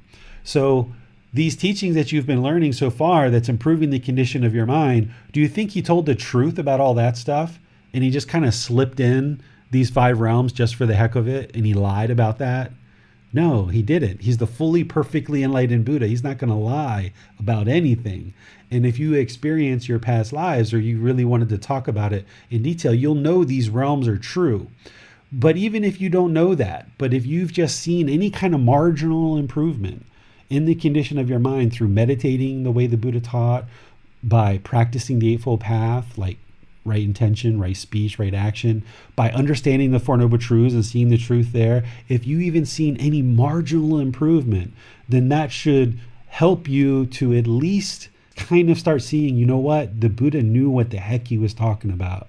This guy was smart. This guy had deep wisdom. His teachings explain exactly why I'm experiencing discontentedness, and I've been able to improve the condition of the mind through his teachings. So these 5 realms are 100% truth. I can tell you wholeheartedly, they're 100% truth. And if you do anything with them whatsoever, just use it as motivation of, I'm getting the heck out of here, because I'm not interested in coming back whatsoever. And don't do it with craving, desire, attachment, but just be like, you know what? No way that I'm interested in coming back here. I'm getting out of here. The more you cultivate the consciousness and you see the condition of the mind improve, you'll know that you're headed in the right direction. And then once you actually attain enlightenment and you're experiencing this peaceful, calm, serene, and content mind with joy, even though you've used the cycle of rebirth and this misery of existence as your motivating factors to get to enlightenment, once you get to enlightenment, life is so peaceful, calm, serene, and content with joy. It's kind of like, wow, I could do this. I can do this for several thousands of years. Like, sure, this is really enjoyable in this enlightened mind. Wow, yeah, that unenlightened mind was horrible, and I'm so glad I don't have that anymore. But you know what? This enlightened mind actually feels quite nice. Like, I really enjoy this. Like, hey, life is kind of just started, you know, now that the mind's peaceful, calm, serene, and content with joy. So don't be surprised if you use the cycle of rebirth as motivation to get out of these realms and out of the cycle of rebirth. But then once you attain enlightenment, don't be surprised if you're like, oh, wow, this is kind of nice. I kind of enjoy this. This is actually quite wonderful now. So use it as motivation to get the heck out of here. Who wants to come back here to this place ever again? Even though there's certain pleasures, there's certain things that we enjoy about our human existence, in reality, it's miserable to be born into some kind of physical form like a body, to feel these aches and pains and sensations and this sickness and this aging, and your friends around you are dying and you're feeling discontent because of different things that are going on.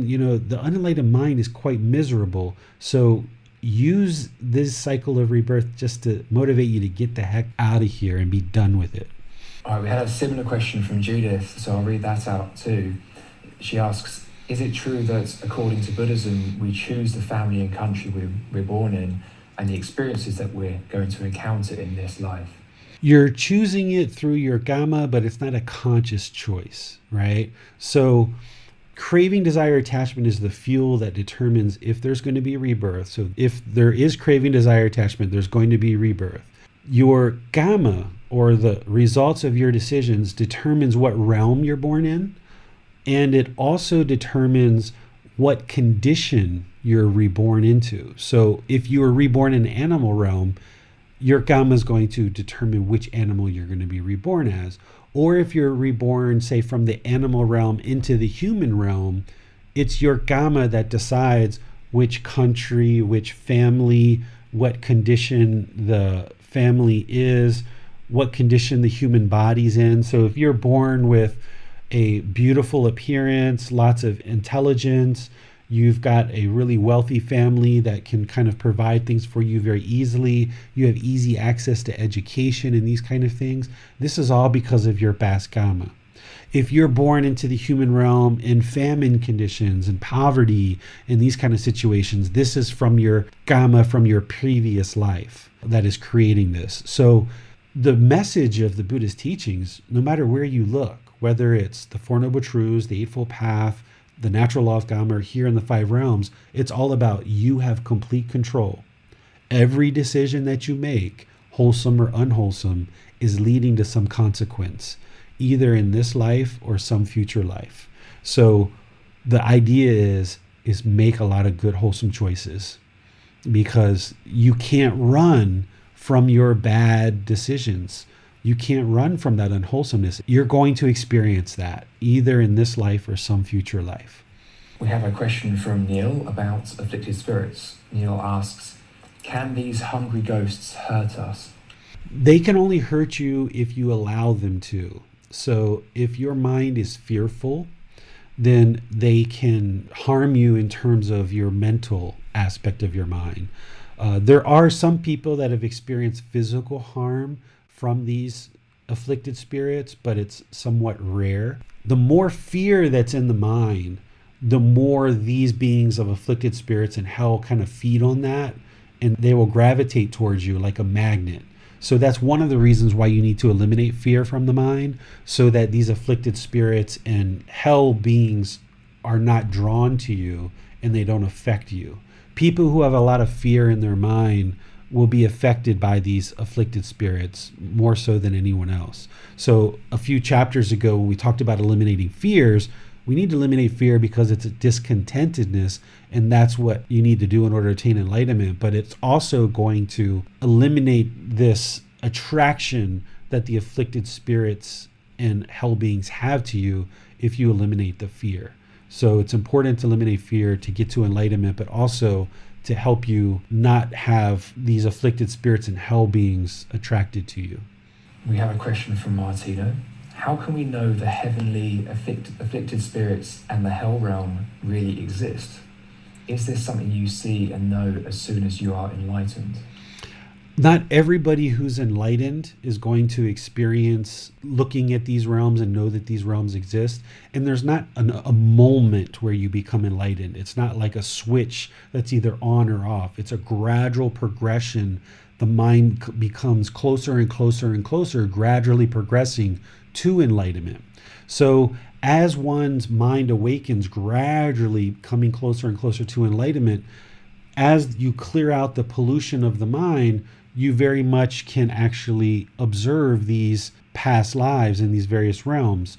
So essentially, as you are born into this life, you are born into this human life with this physical body in this consciousness.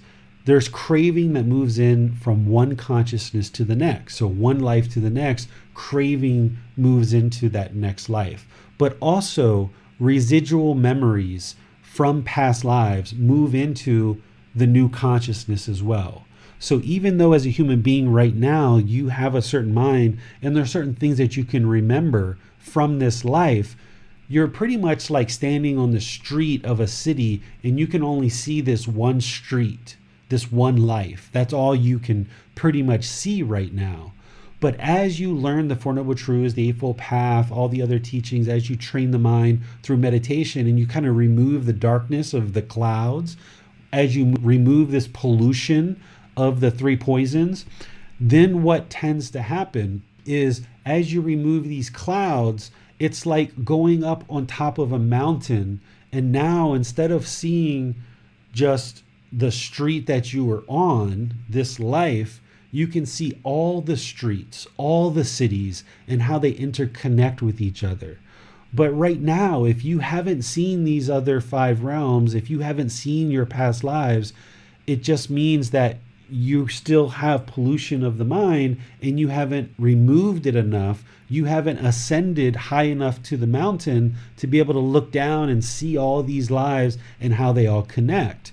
So as the mind awakens, don't be surprised if you are able to see these other realms, beings in these other realms, you interact with beings in these other realms, or that you see previous lives. With that said, not every enlightened being is going to have that experience. Everyone who attains enlightenment doesn't see their past lives. Everyone who attains enlightenment doesn't experience these 5 realms. And that's why I tell you that you don't need that in order to attain enlightenment. So you can set this whole question of these 5 realms to the side, because I never suggest anybody believe me about anything. So don't believe me and don't believe the Buddha. So if you haven't experienced your observation of past lives or these other realms, just set this whole thing about the cycle of rebirth to the side, because as you learn and progress on this path, you may awaken more and more where you're removing this darkness and this pollution of the 3 poisons from the mind, and you may experience past lives, or you may experience these other realms and communication from these other realms. But if you don't, you can still attain enlightenment and still progress through training the mind without having ever experienced these other realms. So moving and progressing, awakening the mind, gaining wisdom, and training the mind to this higher and higher consciousness, it's like going to the top of this mountain and looking over, and you'll be able to see more of this life that you're currently in, why you've made mistakes at different parts of your life, what those unwholesome decisions that you made during this life that led to unwholesome results. And you'll be able to see and understand more of this life that you're currently in and why things have either turned out well for you or turned out unwell. And you'll be able to improve your conduct and improve your decision making in order to improve this life. But moving up to that higher vantage point and that higher consciousness through training the mind, you just may very well see your previous lives or beings in these other realms as well. So just don't be surprised if it happens, but also don't be surprised if it doesn't happen either. You can still progress on this path to enlightenment. Thank you, David. That's all of our questions about the 5 realms, and I suggest we maybe leave the other questions to the end. Okay, so now that we've talked about this, let's move on to the next one, which is kind of moving from this animal to human consciousness, which we've been discussing a little bit here, and I've kind of already mentioned a few of these things. The vast majority of our rebirths in this human realm, we're moving from animal to human. And this is the consciousness that we're born into this world with. It's very much like an animal. This is why we kill. This is why we steal. This is why we have sexual misconduct. This is why we don't understand the things that are happening. This is why we have this lack of memory. This is why we operate through a praise and reward system. If you look at animals, they respond to a praise and reward system, just like humans. This is how we're kind of raised and brought up as children. If we do something good, we get praised and we like that, and we tend to do more of that. And then as a human, if someone degrades us or tells us we've done badly, then we tend to kind of maybe perhaps not do those things. So the mind lacks the memory. It has this praise and reward system, and we learn from our pack of like species. We have these instinctive behaviors as humans, but we also have learned behaviors that we get from our pack, right? Just like a herd of animals or a pack of animals learn and socialize from each other and learn what's acceptable in that herd or in that pack. Humans do the same thing through our socialization and learned behaviors. We function very much like animals as we're born into this human life. Even though we're in a human body and we have a human consciousness, our mind has been conditioned from these previous animal births, and that's why we function very much like animals, even though we're in the human existence. If you think about humans, we're utterly fascinated with animals, right? Just look around you, right? Why do we have animals in our homes, right? Because we're just fascinated with animals. Why do we, mostly people are just so intrigued by things like National Geographic or other animal type shows? Turn on Netflix and you'll see animal documentaries teaching us about the animal world, backwards and forwards. I just bought my son a big stack of books from a place here in Thailand that's all about nature and animals. We're fascinated with animals. We interact with animals. We rely on animals, horses and cows, and all these animals are around us everywhere. We're just so fascinated with animals because we've been so many animals in the past, and we're just so utterly fascinated with them. The animal consciousness is preoccupied with craving, hatred, and ignorance, the ego, and protection of a self. As we talked about, the animal consciousness needs those things. An animal doesn't survive without those things. It needs this strong desire to go out and do things and propagate its species. It has to have this aggression and anger to protect itself. This ignorance and arrogance, this ego, this protection of a self. Without these things, animals don't survive. Without having sex with multiple partners, animals don't survive. So these things that happen in the animal consciousness, they transfer into our human consciousness in this human life, but we don't need these things. And the more that we clean these things out of our mind, we start functioning more and more like human beings and less like animals. And that's what this path to enlightenment truly is moving the mind from this animal consciousness to the human consciousness, evolving our consciousness from the animal consciousness to the human consciousness. And the more you understand that, then you can identify these animalistic behaviors that you have in the unenlightened mind. And when you identify them, then you can train the mind to be more and more human. And it's just going to take you time on that path. So now moving to this last part is where I'm really kind of focusing in helping you understand that the real goal here is to evolve from this animal consciousness to the human consciousness, to this better existence, and eliminating all this misery of existing. Enlightenment not only creates this peaceful, calm, serene, and content mind with joy, but it eliminates this cycle of rebirth. It's an end to this cycle of rebirth.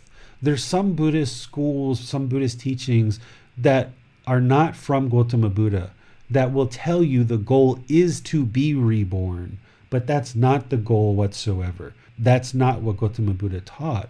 The goal is to attain enlightenment, and as you progress closer and closer to this mental state, you will eliminate the cycle of rebirth through attaining enlightenment. Essentially, you're learning to become more human, and through that experience, you will become a better and better human experiencing a better existence, coexisting peacefully with all beings.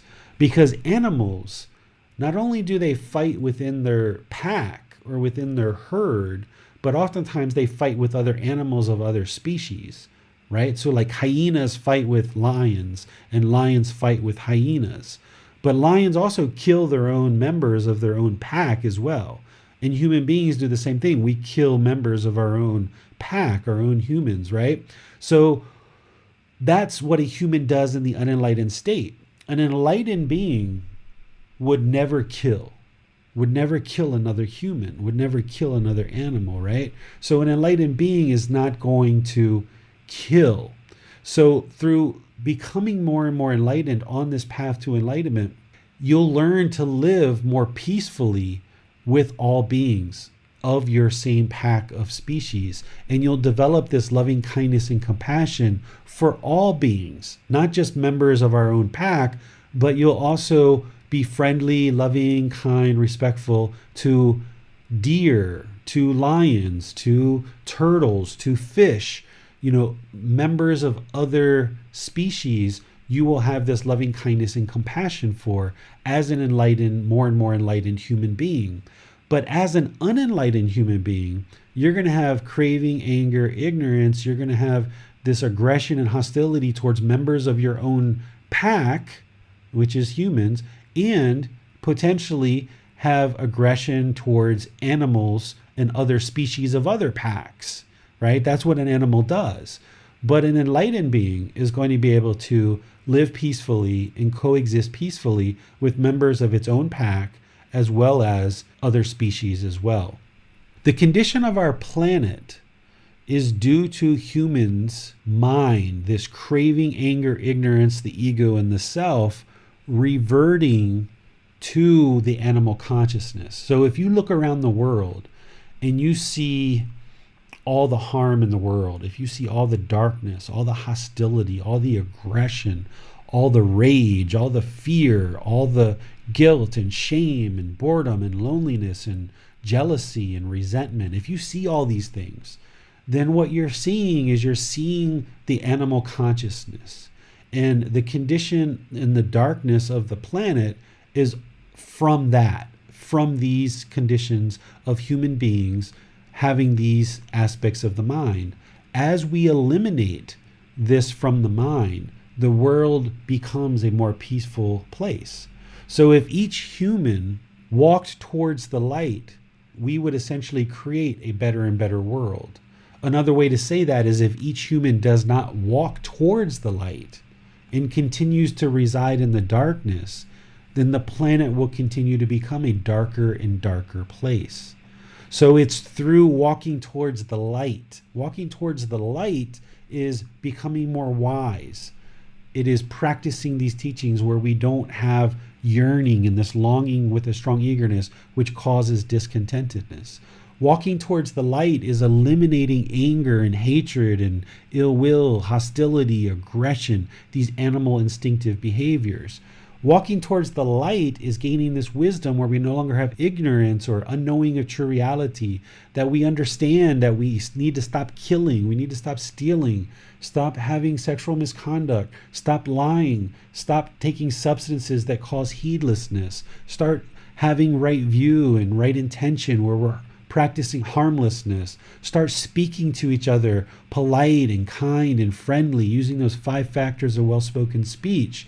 Having wisdom is to not do harm through our bodily actions, through having livelihoods that are wholesome and good, that don't cause harm in the world, through practicing right effort, where we're trying to eliminate unwholesome qualities from the mind and cultivate wholesome qualities, where we have awareness of our mind and the thoughts and our consciousness. We're not just haphazardly tromping through life and stepping all over people, but we have this consciousness and this awareness of mind and the thoughts that are in the mind, and we're actively working to eliminate the unwholesome qualities and arise wholesome qualities.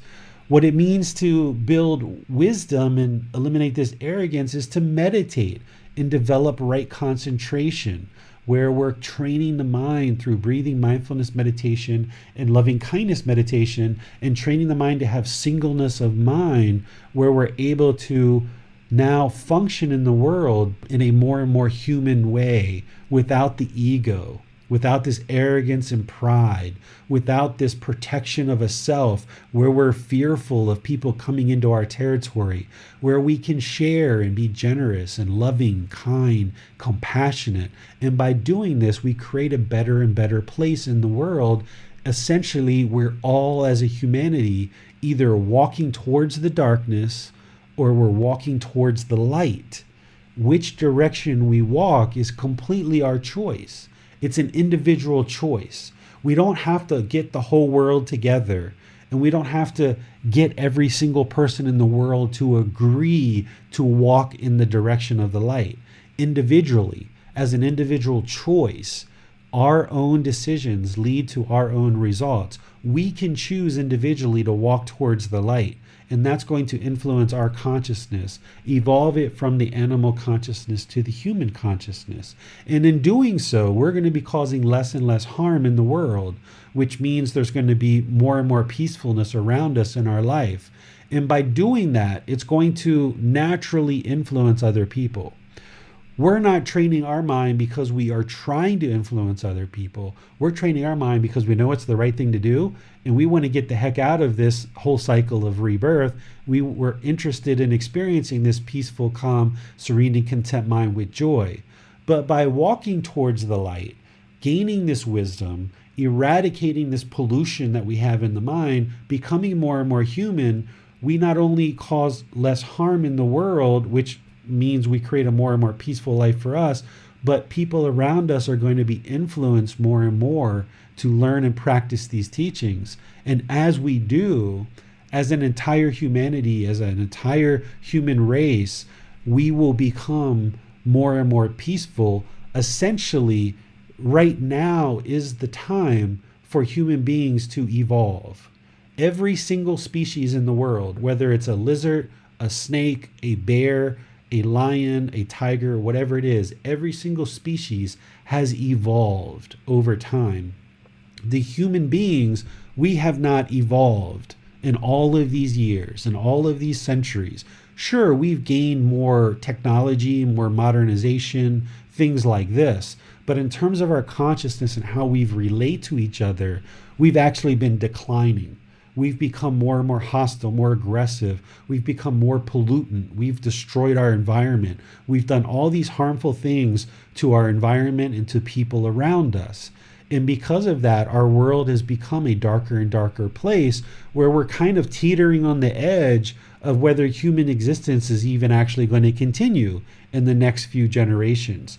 Because in the next, maybe 10 years or so, if we don't really get our arms around this planet and figure out how to stop polluting the planet and stop causing harm to the planet, then our human existence may not even continue, which is fine because that's just the way it's going to be.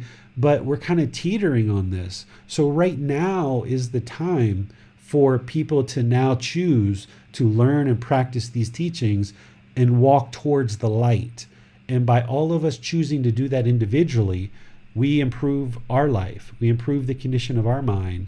And by doing that, we cause less and less harm in the world, which means we're going to be influencing people around us, and more people will experience a better and better world where we can peacefully coexist with each other and stop killing each other, stop being hostile to each other, stop stealing from each other, stop hoarding resources and allowing people on the planet to have hunger and famine and poverty. We can share, we can be generous, we can be better than we currently are. Where we are in the human world right now is this is like the lowest point in human civilization that we've ever experienced. We've got more murders, rapes, drug abuse, famine, disease. We can keep going. Corrupt politics. We've got more of this stuff in the world now than we've ever had at any other time in humanity. And now we need to see our karma. We need to see the results of our unwholesome decisions for many, many generations of what we've done to the planet, what we've done to each other, what we've done to this world. And now that we're experiencing all this unwholesomeness returning to us, we need to make a decision individually to now do something better. And something better is learning these teachings and progressing where we can evolve our consciousness to being less animal and more human. And that's the way we create heaven on earth for all of us to experience a more peaceful life here on earth. So I'd like to just kind of open up to any and all questions that you guys might have at this point. Well, thank you, David. Let's go to some more general questions then. So we have a question from Michael. He asks, in relation to his earlier question about soul and no soul, Michael asks, so I know the Buddha said there is no soul. So if I had a near-death experience and I experienced it myself, that is, having a soul, or experienced seeing and being a soul, does that mean that I verified it myself? The Buddha didn't say that there was no soul. He didn't teach that there was a soul or there isn't a soul. He didn't teach either side of that question. So that's important to understand. But if you've had a near-death experience or you've died and then you've observed the physical body and then you came back into the body, this is to show you that the consciousness or the mind is separate from the body. So when the consciousness is, say, like someone experiences death and they have an out-of-body experience and they're looking down at their body, and then 45 minutes later or 3 hours later, boom, they come back into the body. This is just the consciousness. I wouldn't call that a soul at that point. It's just an out-of-body experience where the mind can observe that the physical body and consciousness are two separate things.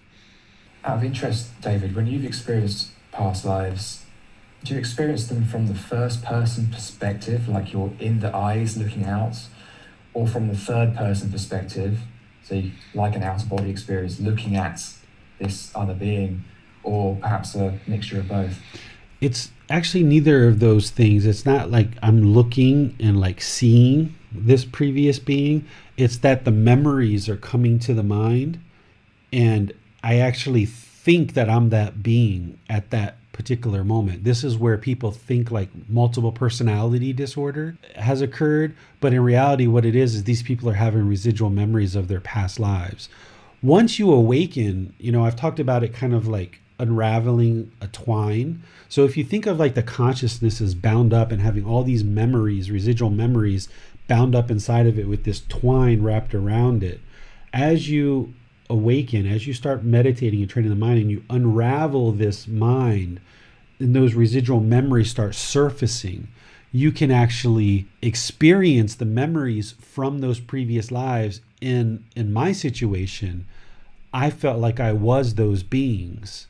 And I was in situations where I was having conversations with people as if I was that being from the past. And luckily, it was happening here in Thailand. And those people completely understood what was happening. And it's almost like, there's like a shock and you come back like, whoa, what was that? Oh, wow. Like it's kind of like unsettling a bit. So I've had conversations for 5 minutes or 10 minutes or so where I thought that I was this other being and I was conversating as that other being, and the Thai people who I was talking to completely understood what was going on, and they just, kind of talked and talked and talked, and then after some period of time, it kind of snapped out of it, and then I realized like, whoa, like what just happened? Like, whoa. So like the very first human existence that I experienced was, or the very first human life that I had, not the first human life that I experienced, but the first human life that I had as part of this stream of consciousness was as a monk during the lifetime of Gotama Buddha.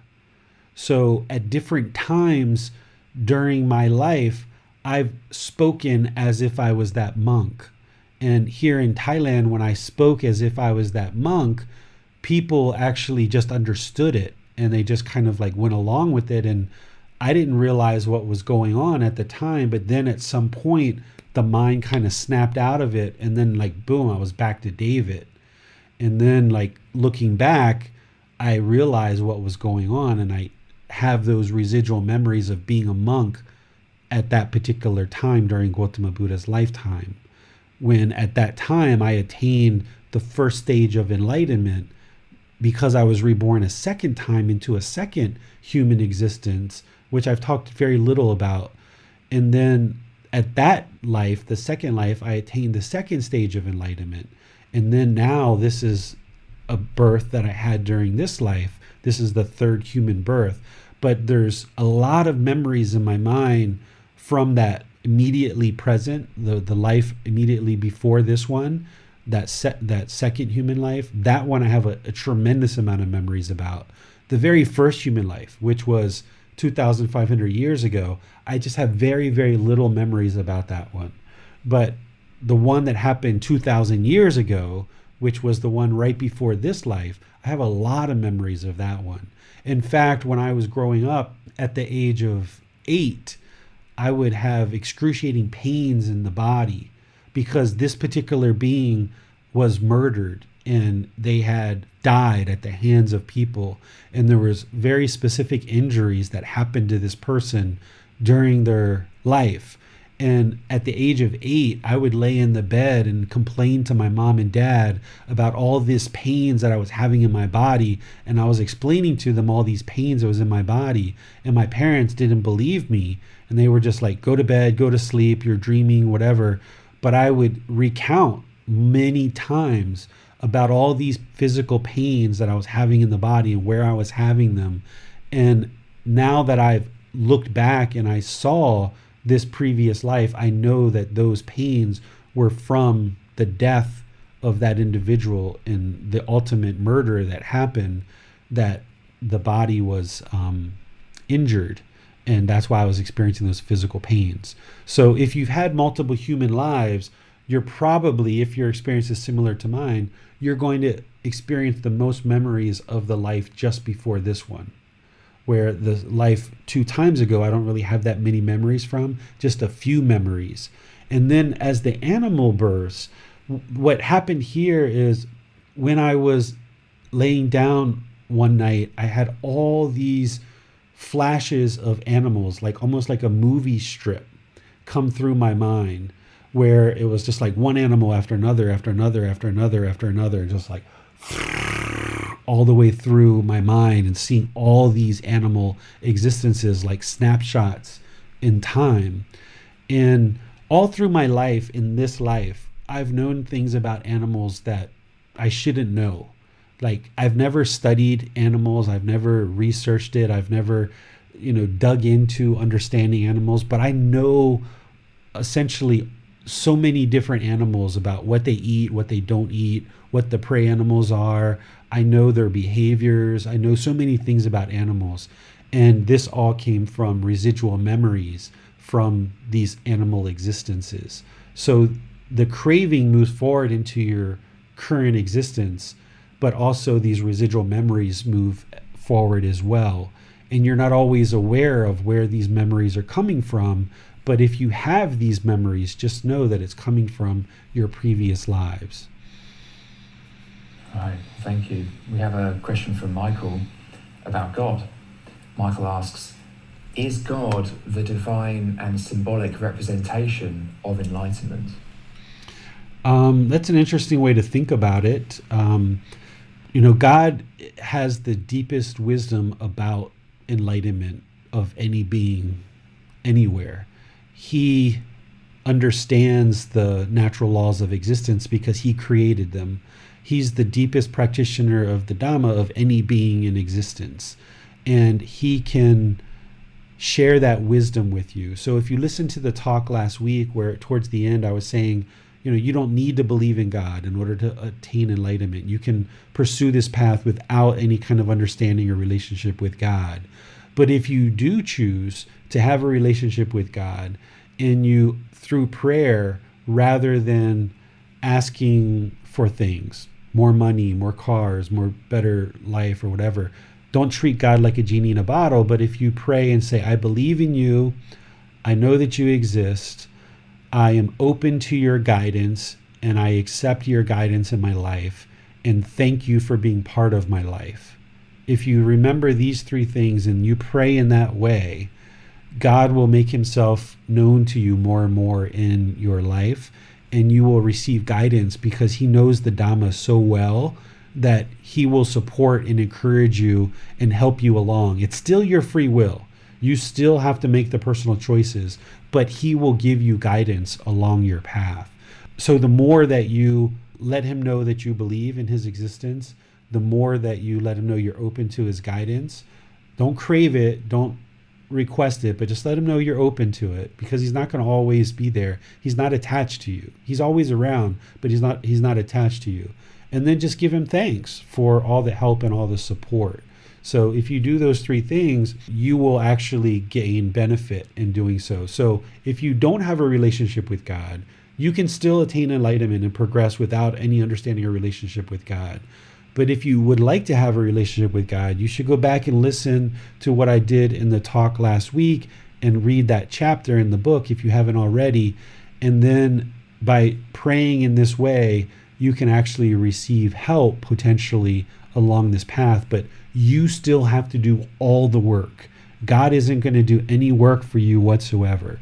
He'll give you guidance, he'll give you support, he'll give you encouragement, he'll even share wisdom with you, but you still have to make all the choices and you have to do all the work. We have a question from Javier about meditation. Do we cut off thoughts, or do we observe, or do we reflect on the teachings? In meditation, of breathing mindfulness meditation, you're cutting off the thoughts and you're bringing the mind to the breath. That's all you're doing in that meditation. You're not trying to reflect on the teachings at all. You're just observing the breath and maintaining the focus on the breath. Because the unenlightened mind is going to have this craving, desire, attachment where it wants to grab onto things and hold on to it permanently. And you're training the mind so that you can get control over it. So whenever the mind goes to the past, the future, there's any thoughts or ideas or perceptions coming into the mind, wherever you notice that, at whatever point you do, you cut it off, let it go, and bring the mind to the breath. And over time, you'll gain more and more control over the mind, not only in meditation, but outside of meditation too. That's the real benefit, is that when something happens, you can just let it go. And no big deal, right? So that's where the real benefit comes in, but you're not able to control the mind if you haven't trained it. So in breathing mindfulness meditation, you're only just cutting thoughts and letting it go. Now, one thing that can be helpful, if you haven't allowed impermanence to soak into the mind by going around looking at the world, seeing that the concrete is impermanent, the fence is impermanent, the wind is impermanent, the sun is impermanent, the clouds are impermanent. If you haven't done that and you haven't allowed impermanence to soak in with deep wisdom, one of the things you can do, and the Buddha talked about this, is meditate on the perception of impermanence. This is one of the things that he talked about. So while you're in breathing mindfulness meditation and you're focused on the breath, if you don't understand impermanence and you haven't allowed it to soak into the mind yet, as a thought comes up in the mind and then it goes away because you've cut it off and brought the mind to the breath, you can think, impermanence. Or as a sensation comes up on your skin and you feel like you want to itch it, don't itch it. And then when it goes away, impermanence. Or when you're in meditation and you feel a breeze blow over your face and then it's gone, impermanence. So if you need that for a few sessions to really soak impermanence into the mind, this is a really beneficial thing that you can do for the mind, but you probably are going to need that for a few sessions before it really soaks in. So the real goal in breathing mindfulness meditation is to cut the thoughts, bring the mind to the breath, and gain control over the mind. Okay, we have a question that's come in anonymously. The question is, how to learn to let go of attachments? Can you give an example? There's lots of examples. So you understand the problem is craving, desire, attachment. The solution is breathing, mindfulness, meditation, and generosity. You have to be practicing these two to train the mind to let go.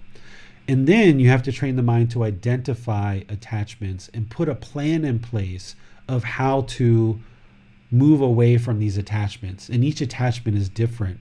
I dedicated a specific chapter on this in the book. So I'm not going to be able to, in this short answer, explain this all to you. So you're going to need to start with this book, Developing a Life Practice, The Path That Leads to Nibbana.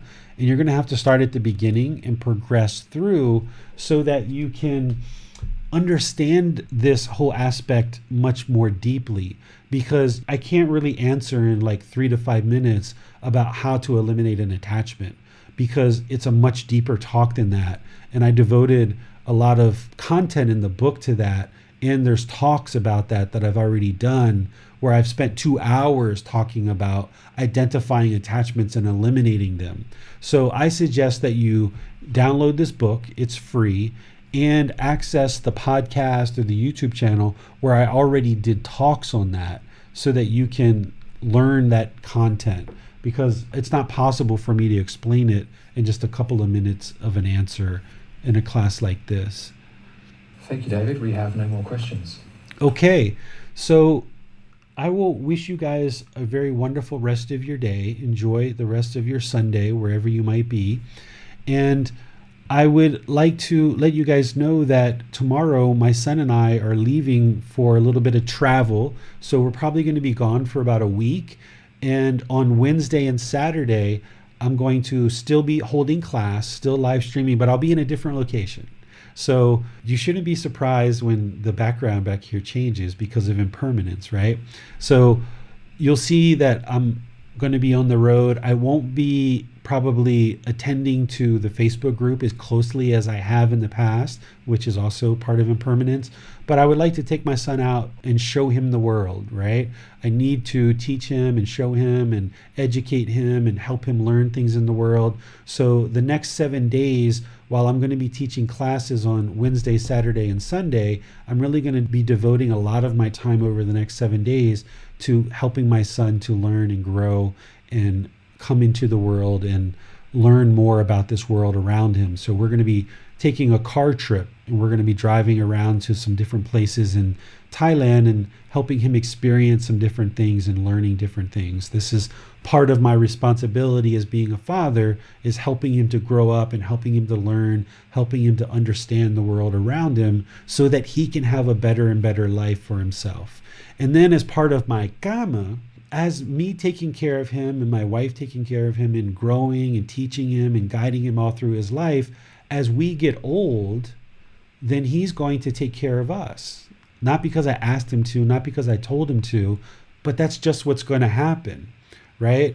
All too often, what we do in our society is, as our parents age, because we're so busy working and we have so much craving to work, we just put our parents in a senior citizen home.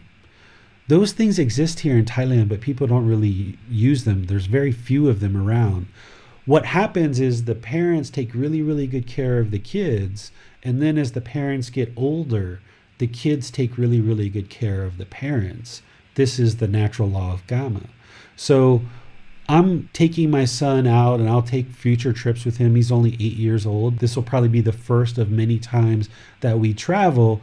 But part of my role as his father is to teach him how to be a man and teach him about this world and help him grow, help him learn not only the Buddhist teachings, but lots of other things in life as well.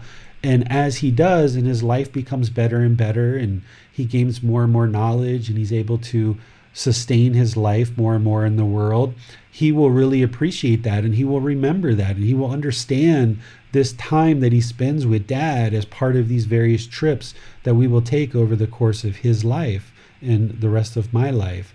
And as a result, because of the natural law of Karma, him receiving this calm, patient guidance, this wisdom from his dad, he will naturally, on his own, without me asking him, he will decide to take really good care of Dad and take really good care of Mom as he ages and as we age, because he's going to remember that Mom and Dad did that for him.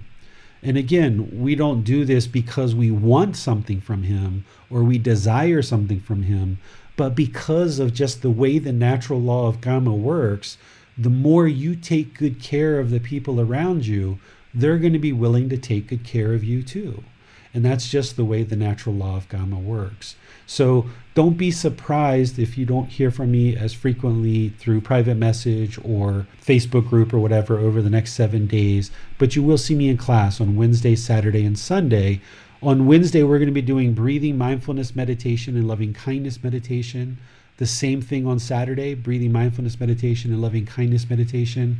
And then on next Sunday, we're going to be in chapter 21, which is do no harm. What is the future of our planet?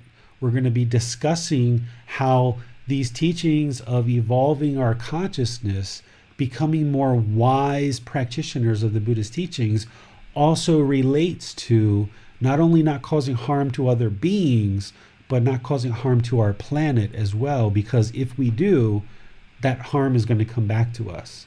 Whereas if we take really good care of our planet and make good wholesome choices there, then we'll experience the benefits of that. So we're going to be discussing that on next Sunday.